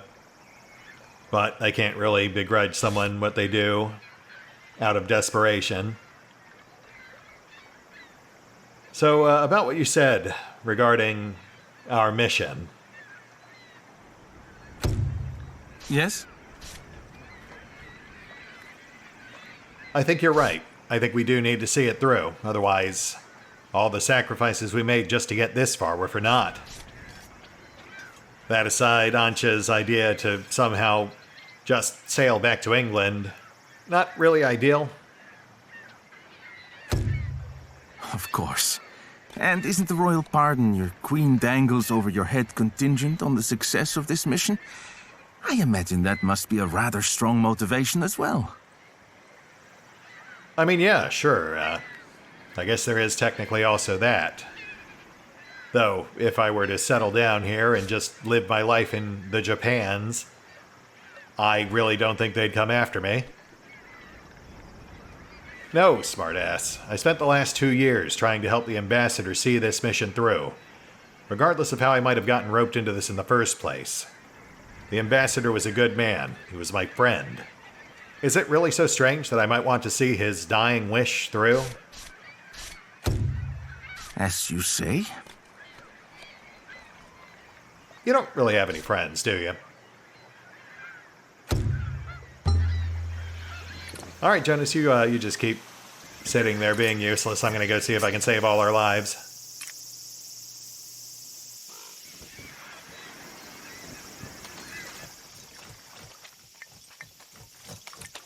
Duran? Monsieur Flynn, how can I be of assistance? Well, first of all, why don't you introduce me to your charming friend? Who's this? This is Canada.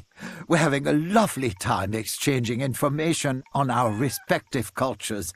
She's never had cheese. Can you imagine? Oh, I wish I'd brought some. Yeah, I'm sure that would have kept well during the 2-year journey. But hey, look on the bright side. I'm sure Japan has no shortage of exotic delicacies for us to try. That's kind of actually what I came over here to talk about. Oh, I certainly hope so. But before that, how are you holding up? As well as can be, though I must admit to feeling relieved that you discouraged the mutiny.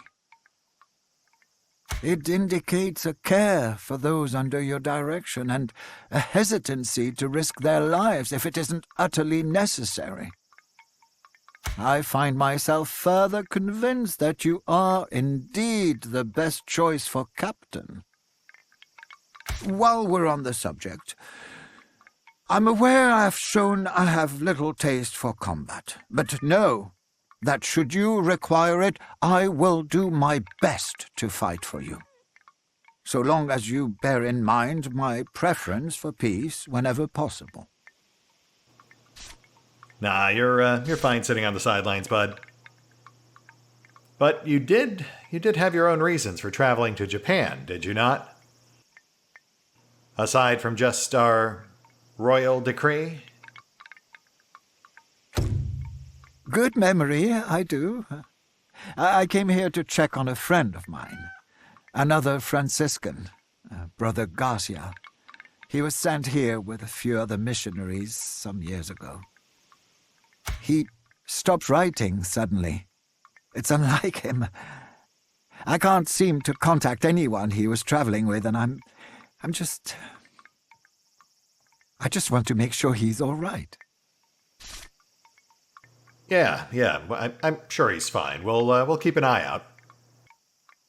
But in the meantime, we've got a lot of dead friends who need to be taken care of. I'm sure you can help with that. Of course, I would be honored.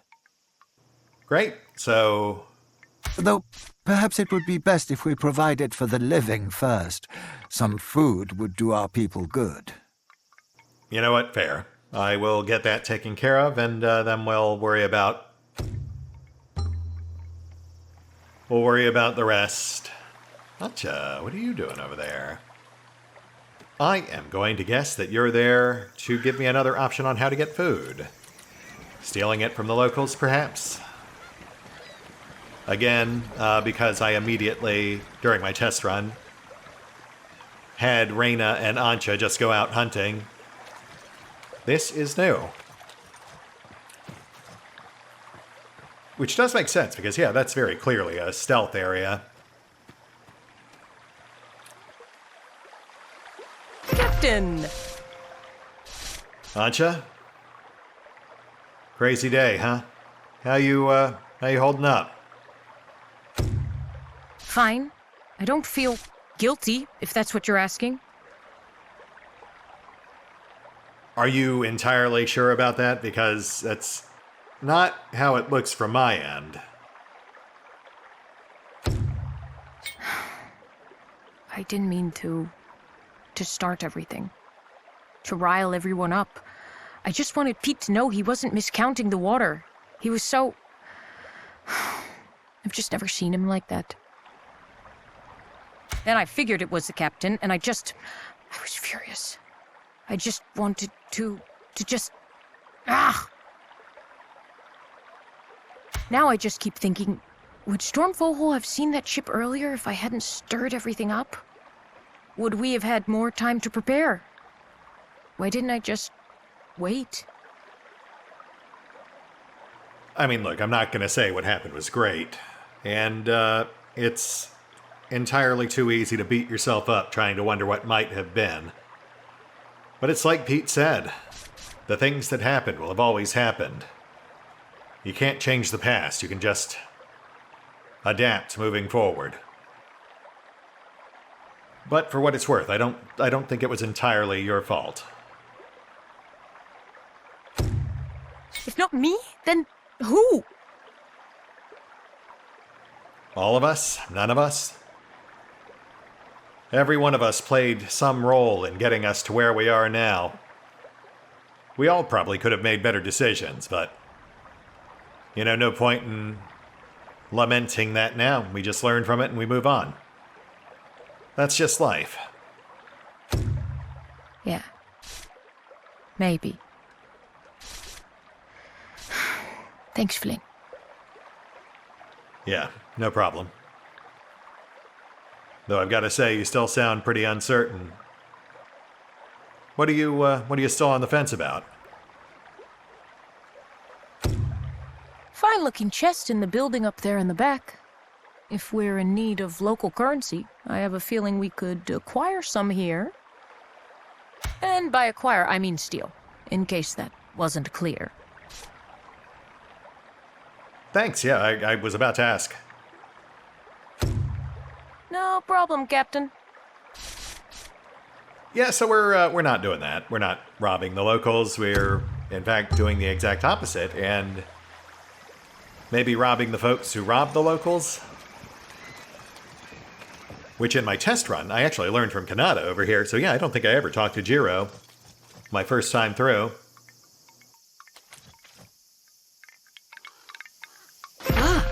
You must be another one of the foreigners who came in on the ship. Which one are you? Charles Flynn. But you can just call me Flynn. Everyone does. I am Kanade. Well met. Tell me, are you Portuguese? This Etienne of yours isn't, but that is the only type of foreigner I know. No, we're actually from several other places. Our ship came from the Netherlands, but I myself am from England. I want to say Etienne over there is French? Maybe Belgian? How exciting! 2 places I have yet to hear of. I have already forgotten both names. That was quite a bit of information all at once. Yeah, don't sweat it. Not super practical information for you to know. What can you tell me of your home country? Well, that's actually a pretty tricky question because I've never actually been to England. I grew up in a subtropical swamp. I'm going to say rainy. That feels like a pretty safe bet. You are glad to be here then, yes? I mean, I certainly like it here better than the middle of the ocean. It's a definite step up. We are pleased to have you in Kurokawa. Welcome. Why, thank you. So, what can you tell me about this place? I've asked a few other folks, and everyone seems weirdly reluctant to actually answer. You have landed nowhere important, I'm sorry to say. We are a poor fishing village ruled by the Tanaka clan. For the most part, we are left to fish and live in relative peace. Until recently, at least. But Lord Tanaka is working on that. Don't you worry. Right, the bandits. I heard about them on the way in. We have had bandits prowling around our village the past few weeks. They snatch our villagers from the road, rob those with goods, and sell the rest into slavery. Oh, well, that's way worse than what the other guy said. The other guy said that they were mostly harmless. This sounds like the opposite of that. Well, don't you fret. I'm going to go out there and I'm going to punch them all to death. Lord Tanaka has assured us he will deal with them soon, and I trust him. For now, we do not travel much. Going after some bandits could be a fine way to recover our weaponry and do right by these people. Perhaps we should ask Madame Omatsu for more information. Yeah, I think we're on the same wavelength there, Father, but I've got to say I'm a bit surprised. Normally you're the first to take a stand against pending violence. Even Jesus had to flip a few tables in his day. Of course, bandits who are abducting and enslaving their fellow man may need to have a finer point put on things. You know what? That's fair, and I'm certainly not going to argue. I'll just take the free pass. Kanada, tell me, do you think these bandits might have food? Or if not, where we might potentially find some? Yohei, the fishmonger, he always has the great many fish. I'm sure he would be happy to trade with you. Ah, right. I wish I had enough to simply feed you all myself, but, well, we are not a wealthy village. You can probably tell. I mean, I think you're doing okay, but yeah, I'm not gonna rob you or anything. A bit of a weird question, but I don't suppose you have a cemetery around here somewhere. We've got a lot of folks who didn't make the trip, but we still need to see them interred. Get some much-needed closure before our life begins anew. Burial grounds. We burn our dead here. There is no designated spot you can bury your people. Oh, sure. Was that? Yeah, I guess that makes sense. I mean, Japan's a series of small islands. Land would be at a premium. You wouldn't want to burn it up, burying people left and right. I mean, personally, when I kick it, I want my corpse shot into space. But I suppose cremation would be a close second. As a compromise, I would be willing to accept being shot into the sun. Yeah, I tried burial at sea in the pre-launch build. Gotta say, that doesn't turn out great. Bury them? In the dirt? What a strange custom. That can't be sanitary. I mean, dirt's not super sanitary either. Most of it's worm poop. Alright, well, thanks, Kanata. I appreciate your time. Alright, I feel like we've just about exhausted our options here. Let's go get permission to punch some bandits. And then that should hopefully take care of our two main issues.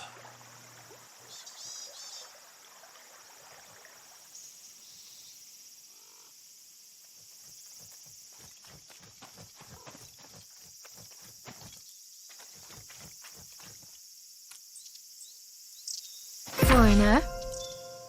Yep, that's me. Hey, some of the locals are telling me that apparently there are bandits camped out just outside Kurokawa, stealing people's things, and then sometimes also just entire people. What exactly is the plan there? We had finally gathered enough soldiers and supplies to do so, when you became a more immediate problem. Yeah, I guess that's fair. Now the bandits continue to grow fat, selling our peasants into slavery, while we're stuck watching you all scratch your asses. Well, you know, if we were allowed to go out there, we could perhaps take care of your bandit problem. I've been looking forward to giving them the thrashing they deserve. But our people are the priority here. If you can take them out before we can, we would be very grateful. But you'll have to use any weapons the bandits have laying around. I won't go against my uncle and arm you. You know what, that is entirely fair, and we can work with that. Just don't be alarmed when you see us wandering around with weapons later. Because now you know exactly where we're going to go get them. Alright, let's head over. Round this out with one last fight. Hopefully they either have food or they have enough mon for us to purchase food, because otherwise I'm running out of options here.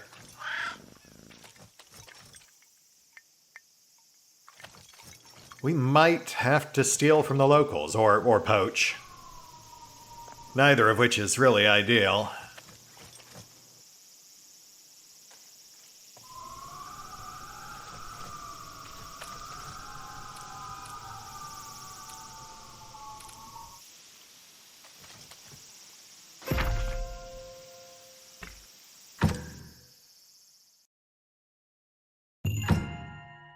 Quick and clean. And right into it. Stealth mode activated. Let's have a look.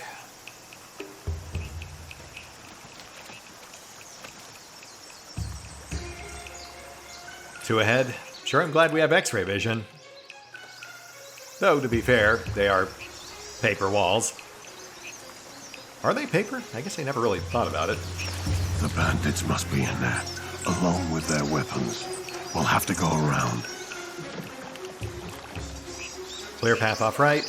Also, we just glimpsed a guard. Seems stationary, looking away. Easy stealth kill.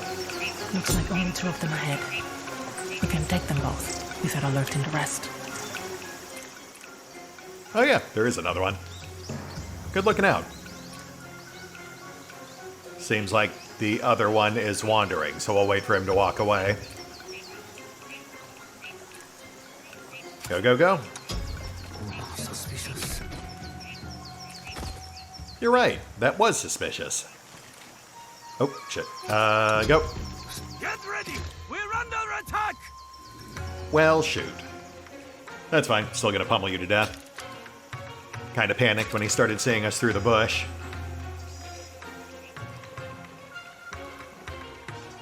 Doesn't seem like his buddies hurt him, though. We'll see if it wraps after we take this guy down.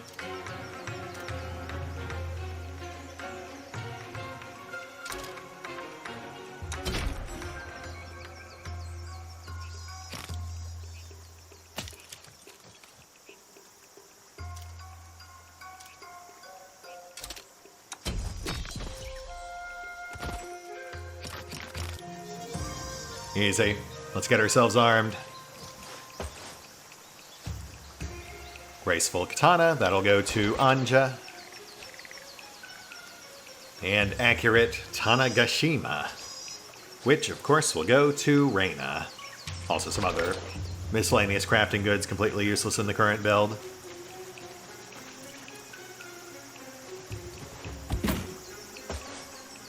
Ooh, Mason Rodella. Unexpected find in a Japanese chest, but I certainly won't complain. So now everyone except our main is armed, which I guess is fine considering he's mainly there for support.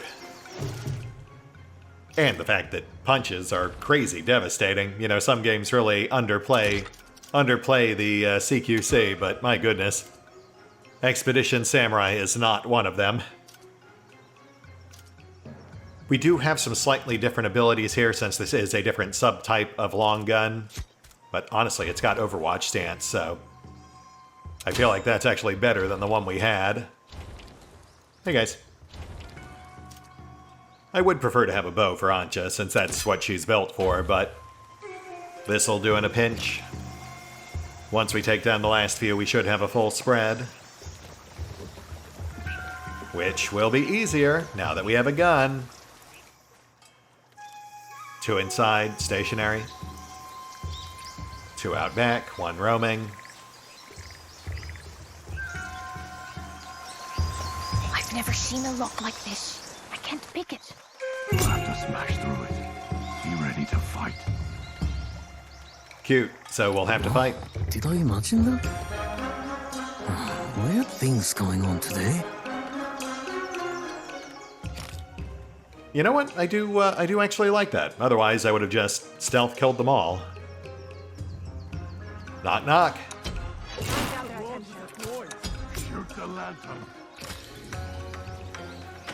We had like a super narrow window there where we could have potentially gotten off a sneak attack.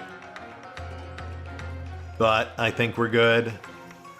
I do notice the tutorial is telling me to try lighting them on fire. I don't know if that's really a great idea. I feel like this fight's already easy enough without the need to potentially set ourselves on fire. It would make it more challenging, I guess, to feel the burn. There's also various other types of pickups. I can't say I recall really using them much during my test run. They were largely superfluous, but it is a cute idea. The problem being that, you know, enemies tend to be so fragile, it's just generally outweighed by going straight in for the kill rather than faffing about with various bells and whistles. But, you know, that might change as they fine-tune the balance. We are also still pretty early on. I mean, that pop-up there does seem to kind of confirm that we're still technically in the tutorial.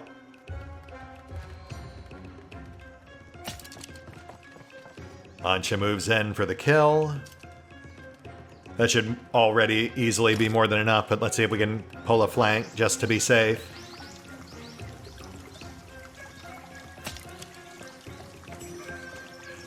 Oh shoot, was that oil? Okay. Noted. Noted. Maybe... No, just hit him.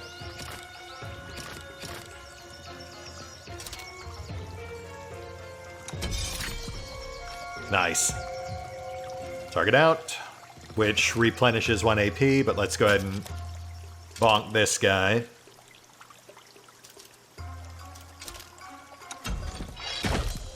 Perfect. Very timely crit. I was planning to follow up with Reyna. But she can now, instead, use that new Overwatch stance.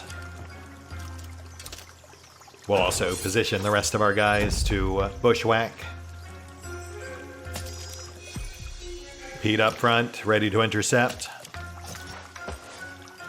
And yeah, we'll take that stuff, that's fine. Hey, Yari. Actually, can we immediately equip that? Because that would be nice.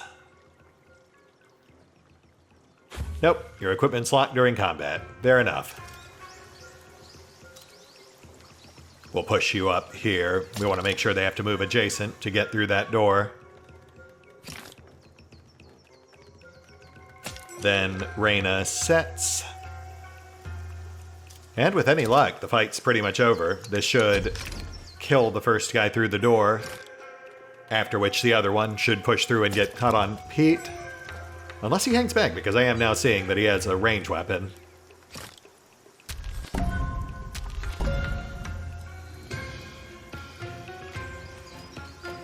Oh, yeah, he is just setting up outside. Oh, wow. Yeah, I guess you're the local officer. You were extra tanky. Let's go ahead and knock you out. And then replenish that guard.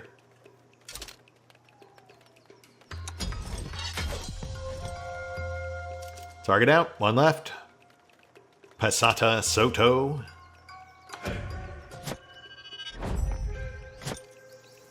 Okay, less than I would have liked, but honestly, that'll probably do. Hold off for a second. Let's go ahead and take a shot first. With any luck, we can one-shot him.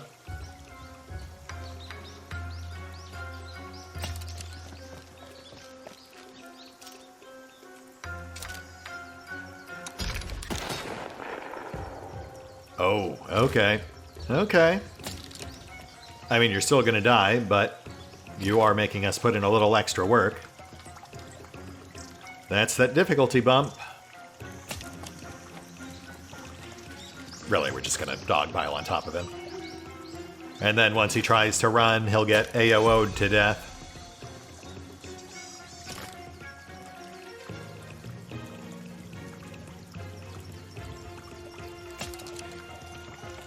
Oh, right, or I could just do this.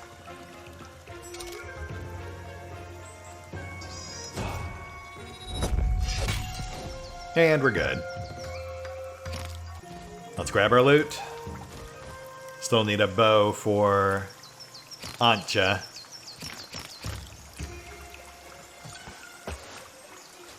Schematic for a revive kit. Sadly useless to us since I don't think crafting is in. I mean, we do have this water thing, but that I know is to give you tactical pickups that you can use to extinguish flame, which makes sense. That's right next to where we would have potentially smashed that lantern. Hey, flexible Yumi, that's what we want. So that is a slightly different bow than the one we had before, which I think was like a European short bow.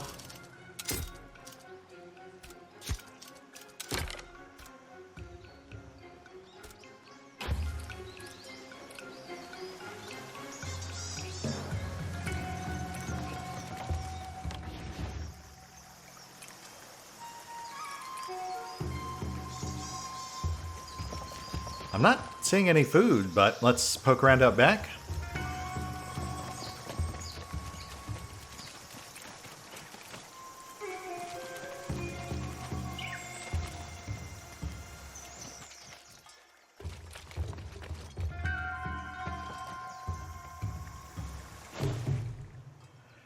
Damn, we didn't pick up nearly enough money. The guy demanded 200 mon for fish.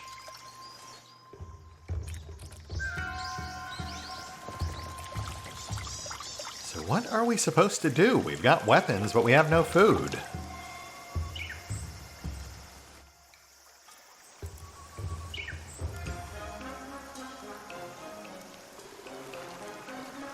Wait, no, I mean, we've got this right here. We've clearly got fish hanging on this rack. Why? Oh. Okay, not what we were looking for, but sure, we'll take that. Yeah, that actually does bug me. That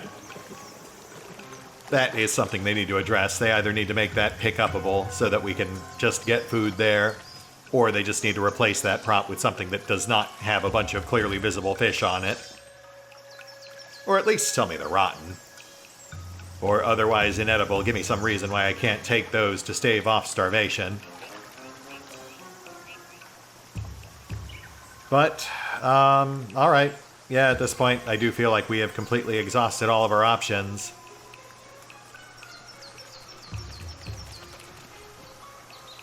We either poach or we rob the locals, and between the two, I'm going to say poaching, probably the lesser of two evils. You know what? Maybe someone will give us a reward for killing the bandits. I'll poke around real quick.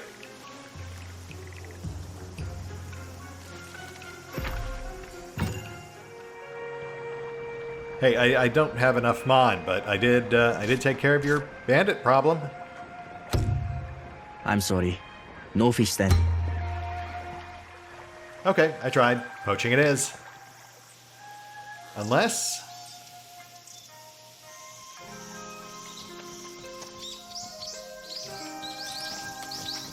Foreigner?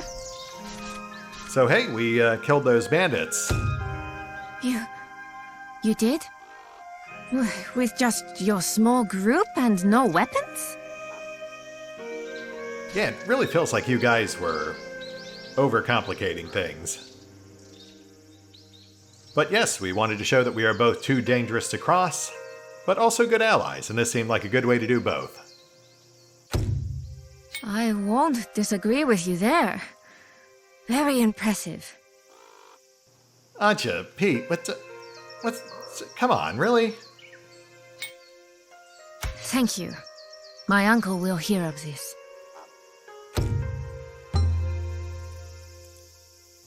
Wow, those two really just want me to act like a complete sociopath. I also noticed I wasn't given any food, so at this point, I think we're completely out of options.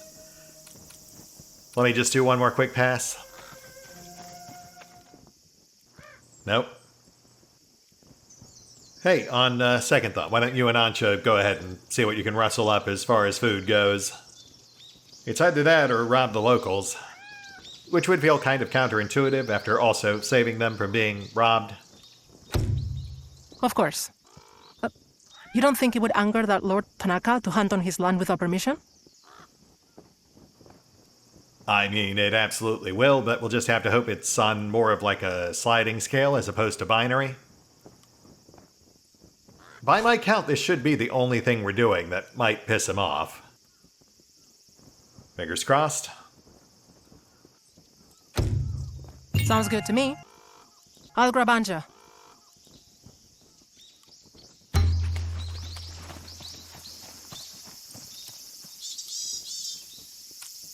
Captain! Hey, Zalmaker. Reyna and Ancha are off getting some food. You think you can cook up whatever they come back with? I'll do my best, Captain. Great. Let us enjoy this future prospective meal. Dinner is ready, everyone. I hope it's, filling.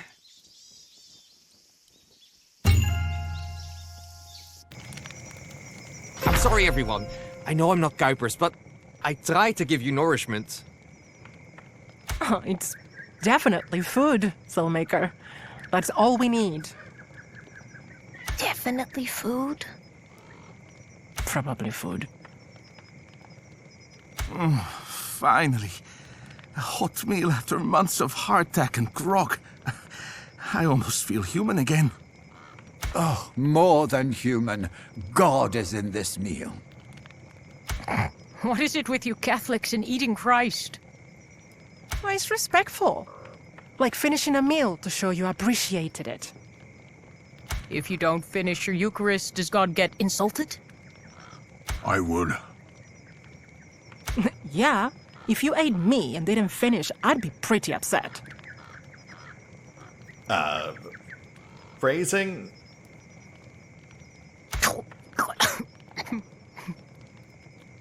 In a cannibal way, not in a... Jesus Christ, Anja. Language, Madame Cano. Thank you.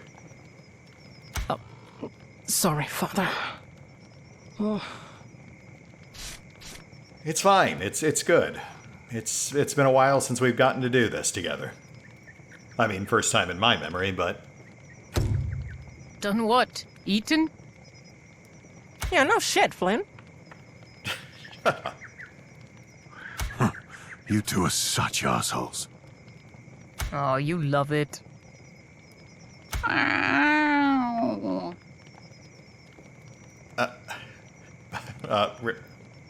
Really? You know what? I'm just gonna chalk that up to the cat being very hungry, and here you go, bud. Hopefully your throat feels better soon.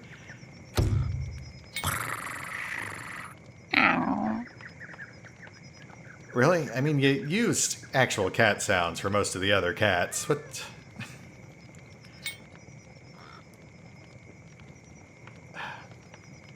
Okay, fine.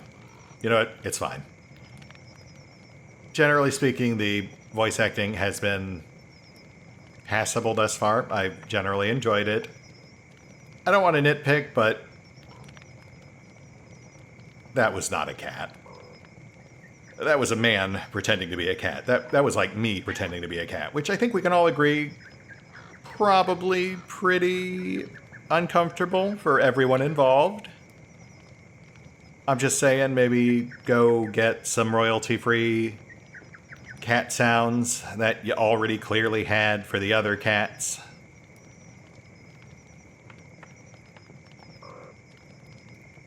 Okay, I think I've recovered. Thank you, Flynn. For the meal, for making it happen. It's... just thanks. Yeah, what he said.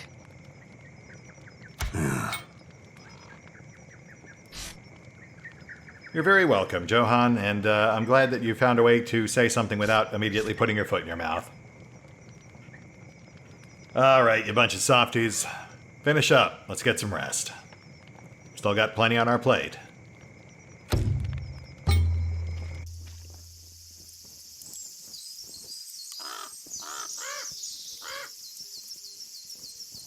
Let's go ahead and wrap this segment, and I think we'll be at a good place to call it. Monsieur Flynn, how can I be of assistance? Hey, now that we've all had a chance to rest, relax, and de-stress a bit, might be about time to take care of our dead. Of course, I would be honored. Just so you know, the preparation and proceedings will take the rest of the day. Do you have anything else you'd like to take care of, or are we ready to begin? No, this is pretty much it. Aside from that, it's just waiting on Lord Tanaka. Have you put any thought into how you would like to return our fallen crew to the Lord? Well, I'm assuming you'd prefer to see them buried. Burial is the proper Christian method, of course, to ensure the physical resurrection of the body, though this is foreign soil. I hope our dead would not be averse to a final resting place so far from home. I mean, Father, I think it's the dead we should maybe be a little less worried about here, and perhaps more the living who might take exception to us burying dead people in their land. Seems like the local custom is less coffin and more funeral pyre. I mean, I would suggest a burial at sea, but our ship's not really at sea right now. It's 100 feet offshore, so that would be more of a burial on the local beach. So, I mean, you think we could, Burn them? That's not going to be popular amongst the crew. Though the locals may appreciate the gesture. Yep.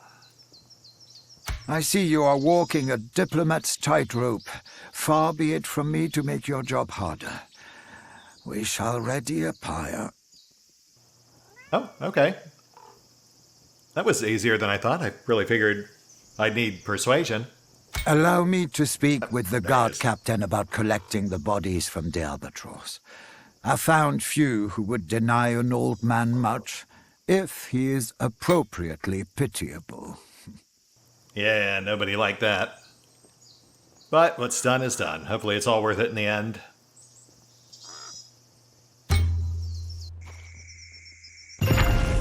And we ask that you lovingly guide their souls back home to you, O Lord. Monsieur Flynn, would you like to say a few words? Sure. Ambassador Walsingham, what can I even say? We worked together for 2 years. I was your bodyguard, and I was your friend. I really wish you were still with us, but I'll make sure that your death was not in vain. We'll see your mission through.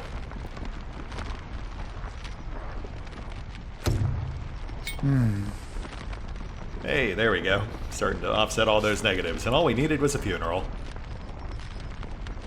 Captain Van Rennes, what can I even say? I feel like I barely knew you. You made some questionable choices, but the best parts of you hopefully live on through your nephew, Johan. I'd say we'd take care of him, but, you know, he really strikes me as the kind of guy who'd prefer to take care of himself. And I can respect that.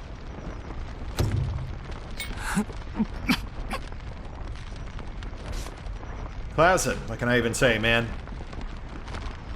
Honestly, I should be a little sore that you still got yourself killed with 3 days of food in your belly, but I guess it was for a good cause.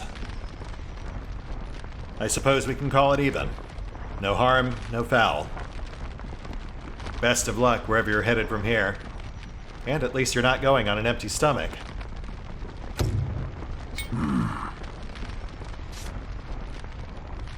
Kuipers, man, what can I even say? I knew you less than I knew the captain. You know, good luck in the hereafter. I'm sure you'll get whatever you deserved. Not my place to judge. Oh, don't wish hell on him, Flynn. Alright, easy now. Man's dead.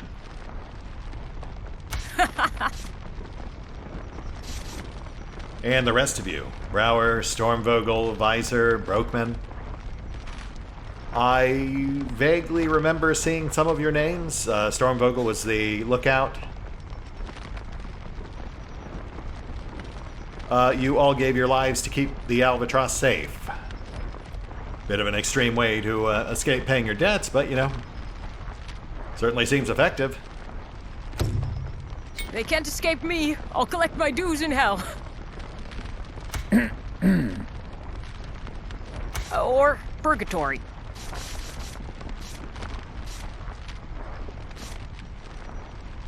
We won't dwell on the past. We'll remember the sacrifices it took to get this far.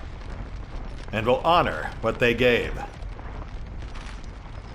But from here on out, we chart a new course.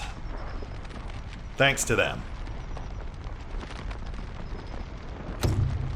I'd like to give the captain an extra send-off. He led us across the world. He deserves more. Oh, Johan, buddy. I think the captain took enough extra already. Can you not leave that be for one moment? Can you not allow me to mourn my uncle in peace? You can mourn him all you want, but I won't stand him getting special treatment when he's the reason half my friends are dead. Mayer died too dehydrated to beg for water. Rolos died choking on ship's leather, his mouth too dry to swallow. Their deaths are on Pete, not my uncle. Okay, easy, bud. You're not doing yourself any favors here. That's really not a road you want to go down. Pete rationed enough for us all to make it to land. Dehydrated, but alive. Your uncle's selfish hoarding fucked it all up. Our survival is despite him. I mean, she's not entirely wrong. She is really spiraling, though. You know, half the time she's guilty, half the time she's mad. She's a rabble-rouser, but she has a hard time grappling with the consequences of things she sort of sets into motion. It is interesting, because, like, she did show signs of regret even as far back as when we first set the whole mutiny in motion. She was the first one to kind of tell people to not just fly off the handle. Well, he's dead now. Hopefully, that brings you comfort. All right, I think we're done here. There's nothing else that can be said that's going to somehow make this better. Let's call it here. We can all mourn in our own separate ways. Yes, of course. Oh, Lord, forgive us for burning these bodies you so lovingly created. In strange lands, we must embrace strange customs. We ask that you welcome their souls to your bosom, despite how we defile them. May the love of God bless and console us, and to gently wipe the tears from our eyes. In the name of the Father, and of the Son, and of the Holy Spirit. Amen.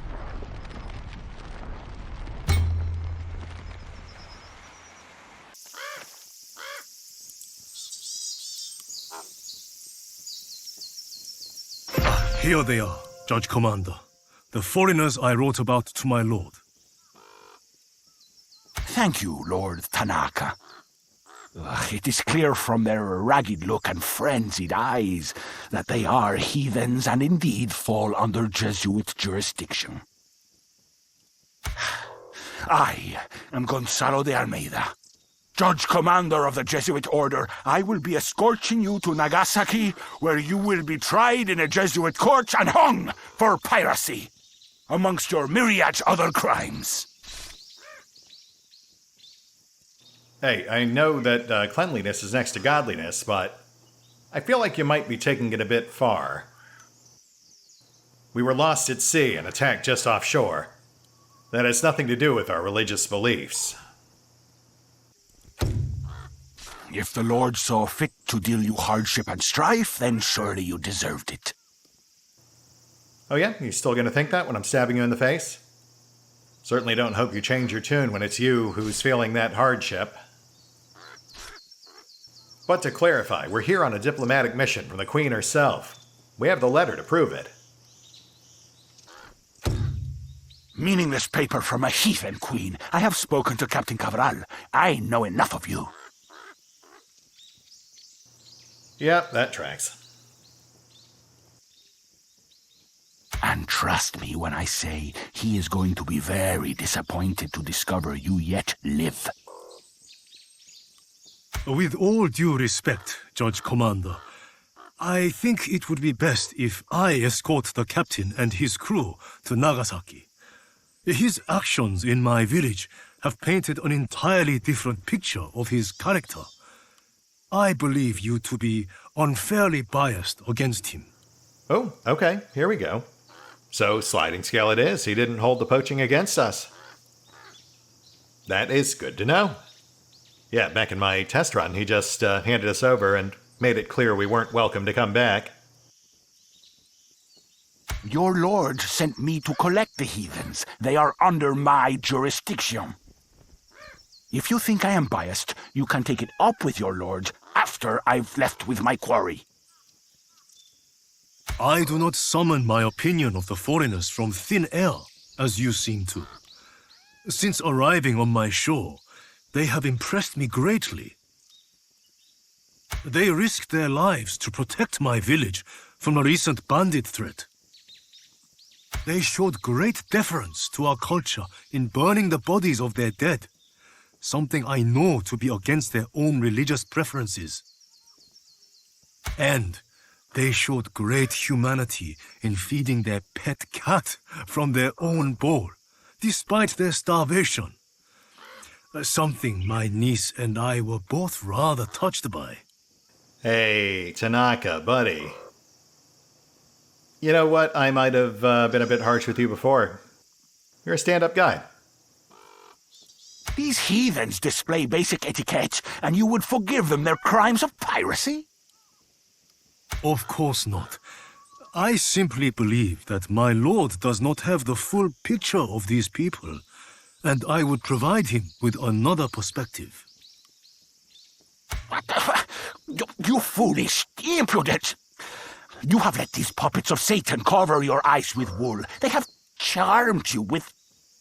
Thank you for traveling to my village, Judge Commander, where your soldiers are matched equally by mine. I am sorry your journey has been for naught, but these are my guests, and I will be escorting them to Nagasaki to make their case to my lord directly. You stick your neck out from your shell to prolong their lives by mere minutes. I hope they're worth it to you, Tanaka. I know they won't be. We should leave for Nagasaki at once. Come. Lord Tanaka, I don't know what to say. Thank you. I appreciate everything you've done. You have been good to Kurokawa. It was only right that I return the favor. Besides, I can't have you thinking the worst of Japan when you have only just arrived. Well, we certainly think better of it now. Do you mind if, we have some important papers on the ship. Do you mind if we go grab those? I'm afraid not. To delay will only give the Judge Commander more time to paint you as he wishes in the eyes of my lord. I don't know, man. It feels like we're just going to have to come back here anyway, and then it's going to be a whole big thing, but... All right. We will leave with the things you have on you. And of course, the swift return of your equipment. Oh, wow, really? Holy moly. That is huge. Cellmaker, stay here and watch the ship. I'm sure that'll go great. I'd be honored to, Captain. Come back safe and sound. Sounds like a plan, man. Come. Nagasaki awaits. Though this is also probably where we should go ahead and call it for now.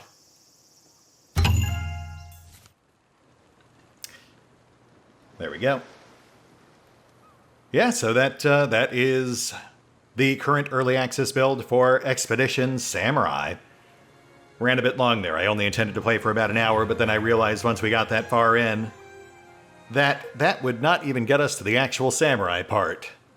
But I do feel like this gave us a much better rounded idea of what the overall game is like.